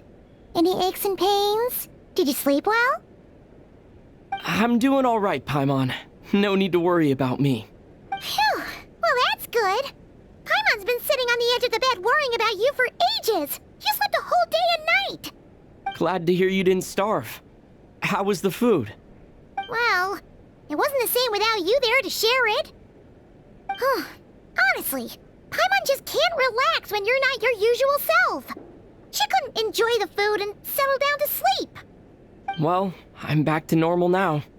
Oh yeah, and Albedo swung by earlier. He said to tell you to head to the tavern when you woke up. Varka and the others are organizing a victory feast and they want to celebrate with you. He also dropped off some medical supplies, but you seem fit as a fiddle, so guess you won't be needing those. If you're feeling up to it, let's head over now. Wouldn't want to keep them waiting.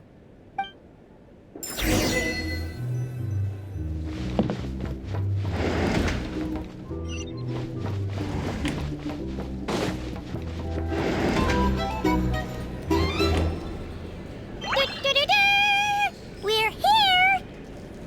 Traveler and Paimon! Perfect timing! We were literally just saying how there's no way we're holding this victory feast without you any longer, and we would have postponed it till tomorrow. How are you feeling today?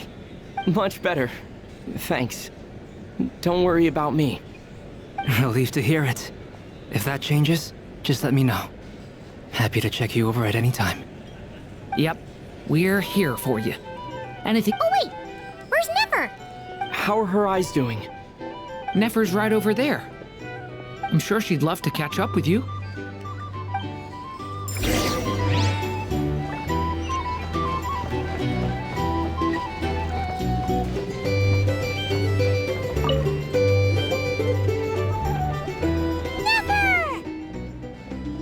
Traveler, Paimon, are you recovering well? Turns out that moon chanter has some real talent after all. My eyes were mostly recovered after just a couple days rest. I can actually open them again now. Yeah, but you gotta be careful. Lauma says not to strain your eyes while they're still healing. Yes, thank you. I'm well aware. Yehuda, could I borrow you for a moment? Oh, sure. Coming. Did you hear that? I gotta go help Lauma for a second. You guys chat among yourselves. I'll grab us some drinks on the way back. Pie. You bet. Make it extra sweet, 'cause pop... Sure thing.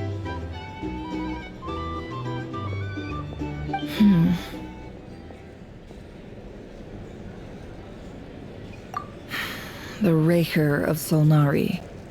Kind of a snake, don't you think? No, definitely a snake. A poisonous one who spewed his venomous hatred everywhere. Anyone who seeks revenge out of hatred for other people has become a snake. That's something my dad used to say. Perhaps. I'm sure it sounds like a very wise and open-hearted perspective to your ears. But me? I think hatred is a perfectly justifiable emotion. What else is left when everything you depended on in life gets stripped away? Something's gotta fuel that drive to keep on living. If you're worried about me, you can nip that in the bud. I'm not someone who gets stuck in the past. It's just... I suddenly feel like I was wrong to call my father a liar. He was just a fool. That's why the Academia turned their back on him, and why the other tribes ganged up on him. Oh, Father.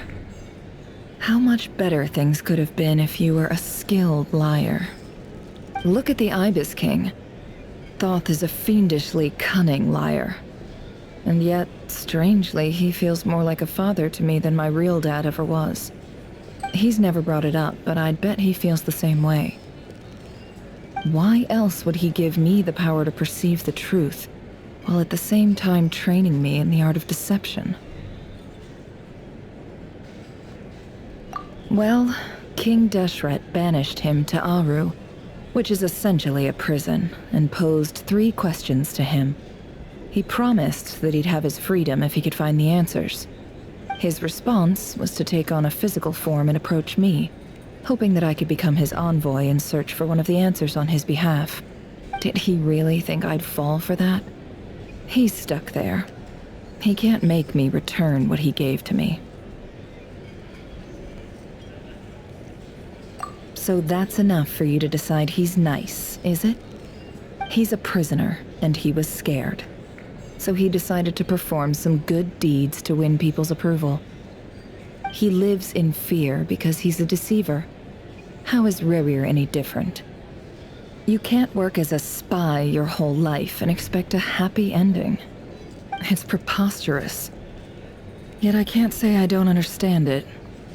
Liars live in the darkness of their own making, but it's still human nature to want to go on living. They say that a liar's soul is the most worthless thing in the world. What do you think? Oh, really? Well, it takes a very kind person to find compassion even for liars. If you ask me, the soul of a liar really is worth nothing, because all they care about is themselves. For example, when something good falls into my lap, I don't go sharing the news around. Stops other people trying to steal it from me.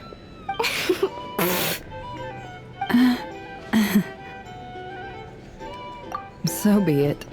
They have sharp ears. I can't keep anything from them. Wow, is that what it looks like? Well, you all know my past now, and I can't simply eliminate everyone who knows too much. So I guess I just have to put up with you. When you find yourself in a situation you can't control, The safest play is to keep calm and start monitoring everyone involved like a hawk. In the intelligence world, you need to have a sense of perspective and play if you understand what's at stake. Please ensure my secret is safe with you. I trust you'll respect my wishes as a friend. But don't forget, I will also be watching you like a hawk. Very good. Oh wait! Now that the panic's over and we've all calmed down, Paimon suddenly remembered something. After all that build-up, our mystery ally never showed up even once!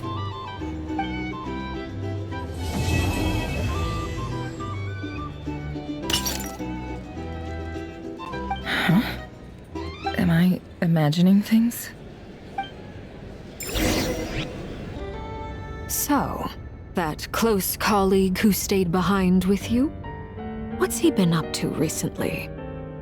Don't know, don't care. I get more normal human interaction from hanging out with Bosco too than him. Although, now you mention it, he hasn't bothered me in a while. I wonder if...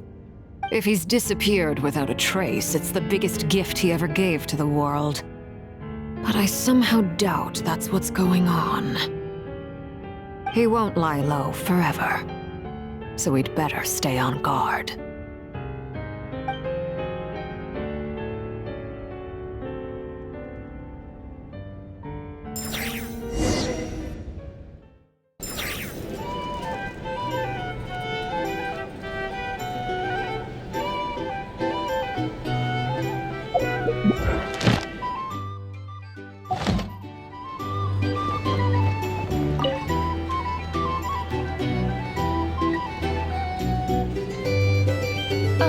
Lord Sangama Bay, how lovely to see you. I must thank you for the device you provided. It was an enormous help. Would I be right in thinking that it was developed by the Academia? Why come and ask me when you clearly know already? I mostly came to thank you. That's more like it. A little gratitude goes a long way with Lord Sangama Bay. Play your cards right, and you might even stand a chance of becoming my long-term supplier. The chance to work with such a kind and charitable investor as yourself would be a great honor for the Curatorium. Huh? Charitable? Who said anything about charity? First time hearing about it. Let's see. The first plot of land you purchased in Nodcry, your desert interests, and...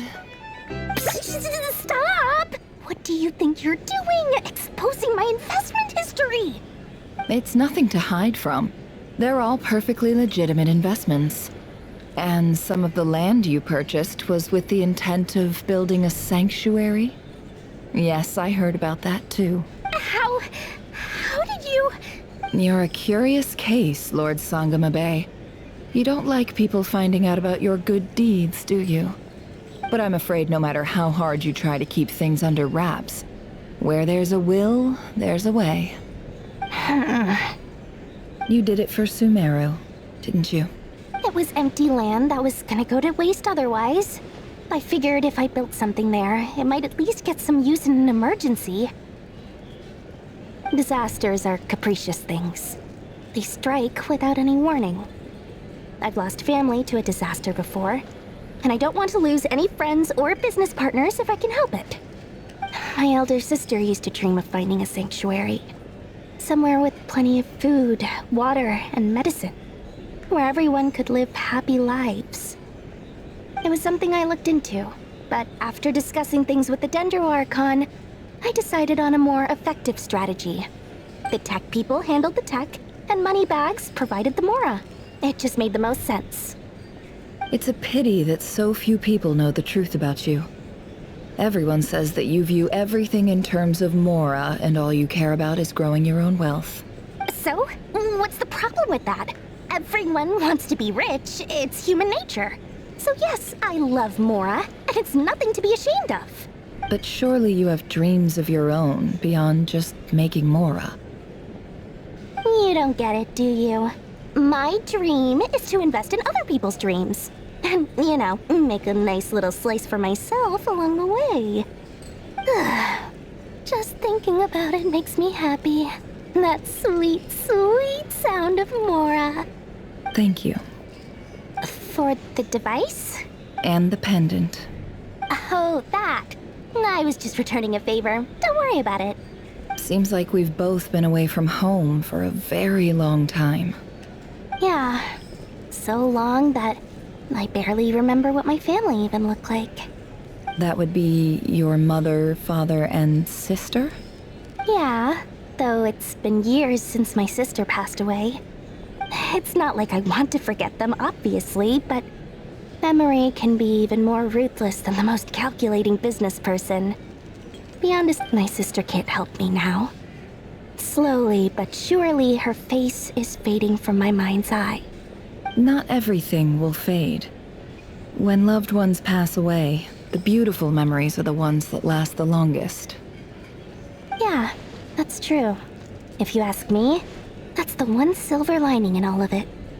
Well, that, plus, I'm sure that life is much better now than it was back then. Oh, absolutely. I have tons of Mora, a big beautiful house, business is booming, and I'm as happy as can be. You've got a lot going for you too. Boss of the Curatorium of Secrets? I'm sure there's plenty of Mora to be made in that line of work. I appreciate the vote of confidence.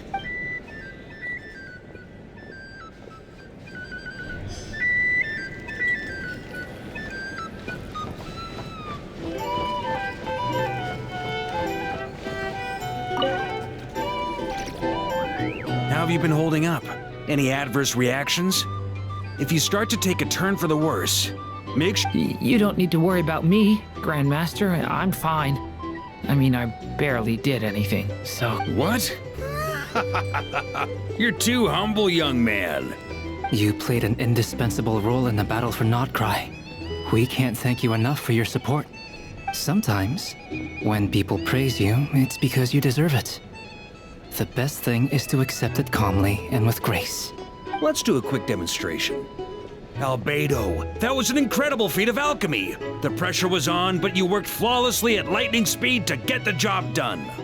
Thank you. I can't take all the credit, though. Durin played a big part in forming the alchemical array. See? Did you catch that? A masterclass in how to take a compliment.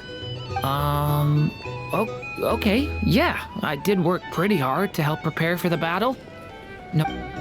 Hey, you guys! Hey, look who's bounced back. Looking good, traveler. Seems like you've recovered. You won't need to take any more medication. Can I get you a drink? Huh? You know how to order at a bar now? Handling a drinks order is ridiculously simple compared to alchemy.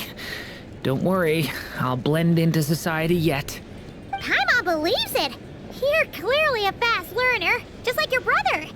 To be totally honest though, Paimon didn't quite follow all the details when you first explained the plan to us. Don't worry, that's completely understandable. Unless you're a student of alchemy, it's hard to grasp the principle and how the process works. To put it in the simplest terms, we saw how our enemy stole the power of Kuvaki. And that gave us the idea of stealing his power to turn it against him. When facing an enemy you have no hope of defeating, it's best not to engage them in battle. So, instead of looking for a way to overpower him, we decided to help Columbina get strong enough to at least stand up to him in a fight. For this to work, we had to analyze his modes of attack, confirm who his main target was, and make sure that he wouldn't go beyond the range of the alchemical array. For added security, we prepared a total of 4 arrays. But to mitigate the impact of the battle, we identified one location in particular as the ideal spot. The alchemical array absorbed his abyssal power. Then Durin processed it to render it usable by Columbina. That power enabled her to do what would otherwise have been nigh on impossible. What surprised me was that Dainsleif actually agreed to join us. Given his history with Rerir, he had every right to sit this one out. But we're extremely grateful for the decision he made. It must have been a painful choice to make. But I'm sure that making a decision was far better for him than staying in limbo. Absolutely. He was torn between two paths, but in the end, he made his choice and stuck to it resolutely. He doesn't strike me as the sort of person who'd stay trapped in limbo for long. Anyway, however you cut it, everyone gave a stellar performance.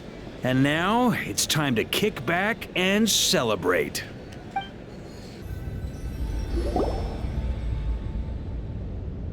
That's the only reason you're here. Yes. I've thought a lot about it. And I've realized that you, me, and Arlecchino should be friends. I think this is very important. So I felt I had to come and tell you. Well, this is a new one. I'm so moved. I can't even hold my teacup. If that's all, you can leave now. Do you not want to be friends with me? Or is it that you prefer being co-workers? What is this, Columbina? Are you deliberately testing my patience threshold? Right now, my politeness module is active. But if you say another word, I swear I'll shut it down. If your politeness module was active, wouldn't you say the word please at some point? Polonia, please see Lady Columbina to the door. Will you still invite me to your next tea party? What? Yes, I think you will. Bye-bye, dear Sandrone.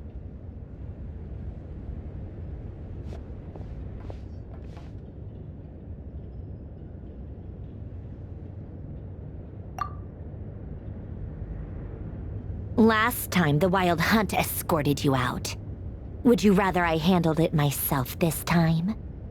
We just wanted to, see how you were doing now that it's all over. Why? Out of concern for my safety? I hope you didn't seriously think that the Rächer of Solnari would be able to lay so much as a finger upon me. Mostly because you kind of helped us out, so we just wanted to check you were okay. Looks like all your robots are fixed, huh?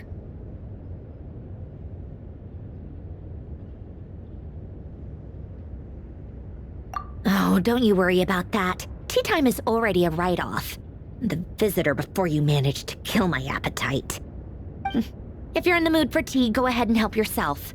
Otherwise, it's going to waste. My coasters are still missing in action, though. Use this notebook instead. Whoa! Pretty hefty notebook. Look at all those calculations. You can ignore those. They're just dumb scribblings. I doodle and write in my free time. Sometimes I remember the distant dreamlike past. Sometimes I imagine the far-flung future.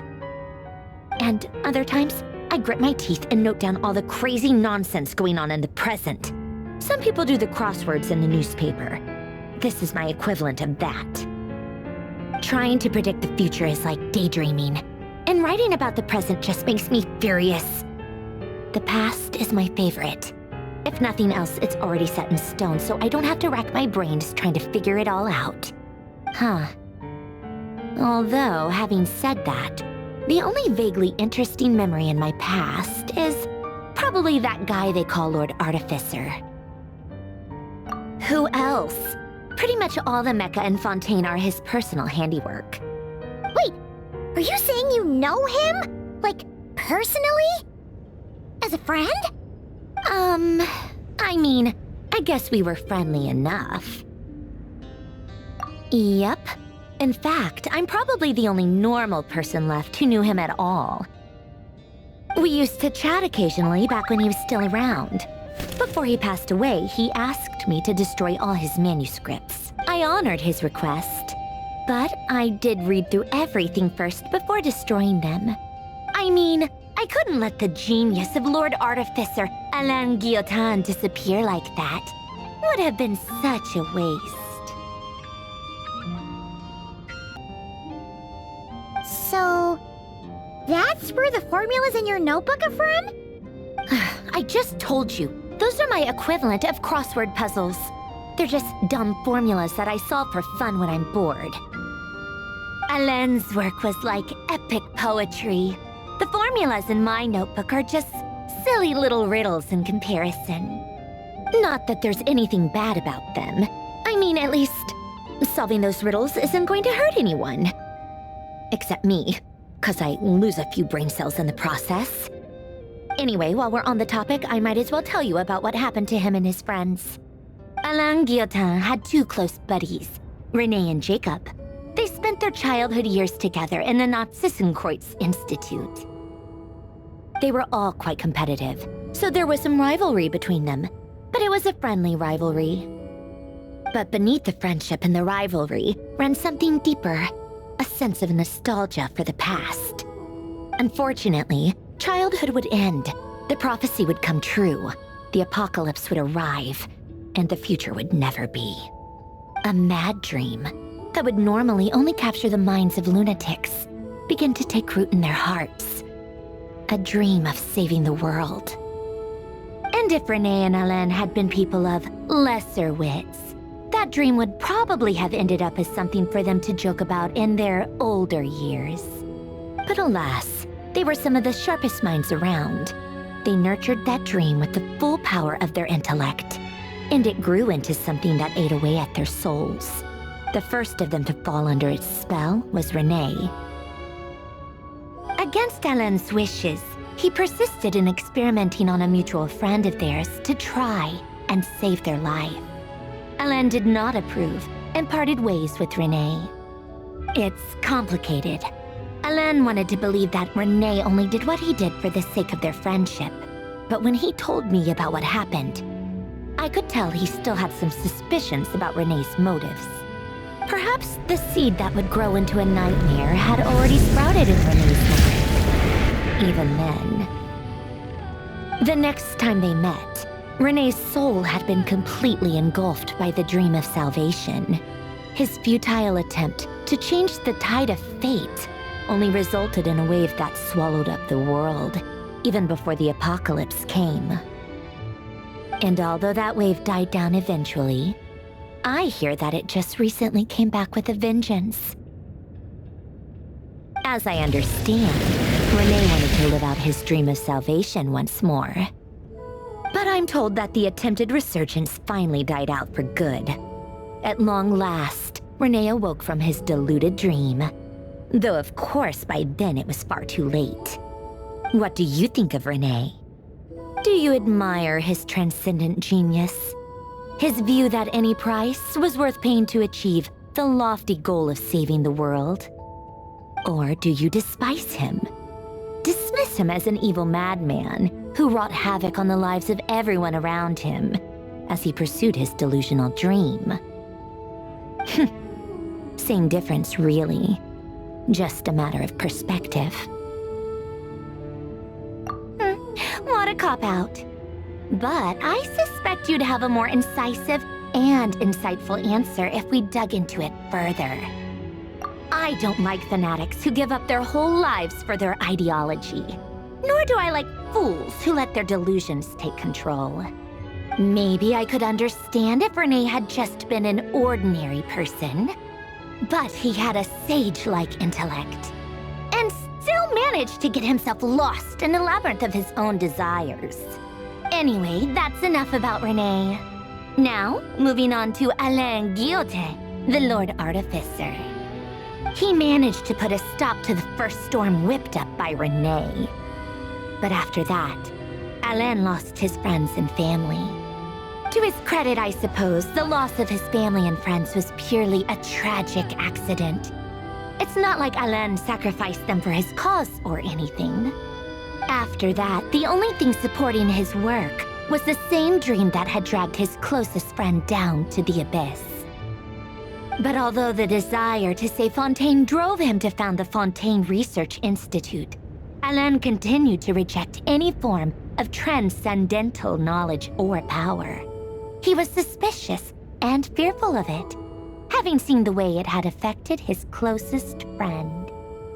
I think that formulas and machines derived solely from human intellect were the only thing that gave him a sense of spiritual comfort.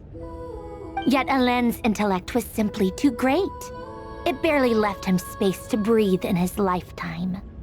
Once he realized that the end of his life was approaching, he finally accepted the truth. The Narzissenkreuz Institute needed someone, and a human being, to see its story through to the end. He quit working on his formulas trading them in for the fairy tales that had played such a formative role in his childhood, but which he barely touched in his adult life. He told me that the director of the Nazissenkreuz Institute used to read those fairy tales to the children as bedtime stories. Apparently, they worked wonders at sending kids off to sleep. I think that all he wanted at that time in his life was to be able to sleep deeply without being plagued by depression. By that point, nothing else really mattered. At the very end, he laid down to rest in the ruins of the former Nazissenkreuz Institute orphanage, while the Fontaine Research Institute he had founded continued tirelessly with its work. Many years after that, tensions over competing dreams would once again cause a rift, this time between members of the Fontaine Research Institute. But the actions of those fools had nothing at all to do with Alain. And that is the story of two people from the Nazissenkreuz Institute who both wanted to save the world. One went all in on his fantasy of salvation without ever looking back, and ended up calmly sinking to the bottom of the deepest sea. The other sought desperately to burn bright in his life, even though he wasn't sure where he was going. I do sometimes wonder, why is it that people like them have such grand hopes of saving the world? Even the grandest tree starts as a tiny seed. So perhaps, for each of them, their mission to save the world began with a very simple desire: to save themselves. They were young children with friends and family who mattered to them, desires to explore the meaning of life, ambitions to have a successful career. They didn't want to see all of that taken away in one fell swoop. Or maybe they just wanted to find something to anchor themselves within the chaos, to stop them getting quietly swept away by the storms of life. But instead, the search for their own salvation took them down the rocky road laid out by fate. Do you think the desire to save oneself is enough of a justification to try and save the world?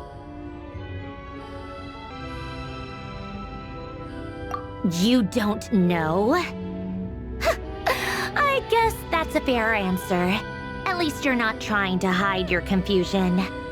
Alain was much more straightforward about it.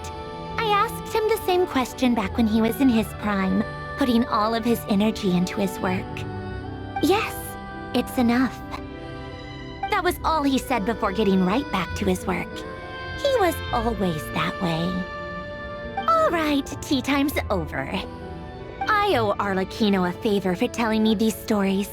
I'll have to bring a whole sack of gifts the next time I visit the House of the Hearth. I'm gonna go tinker with Polonia now. You guys can do whatever you want, as long as it doesn't involve interrupting me. Polonia, exit hibernation mode. Begin diagnostics.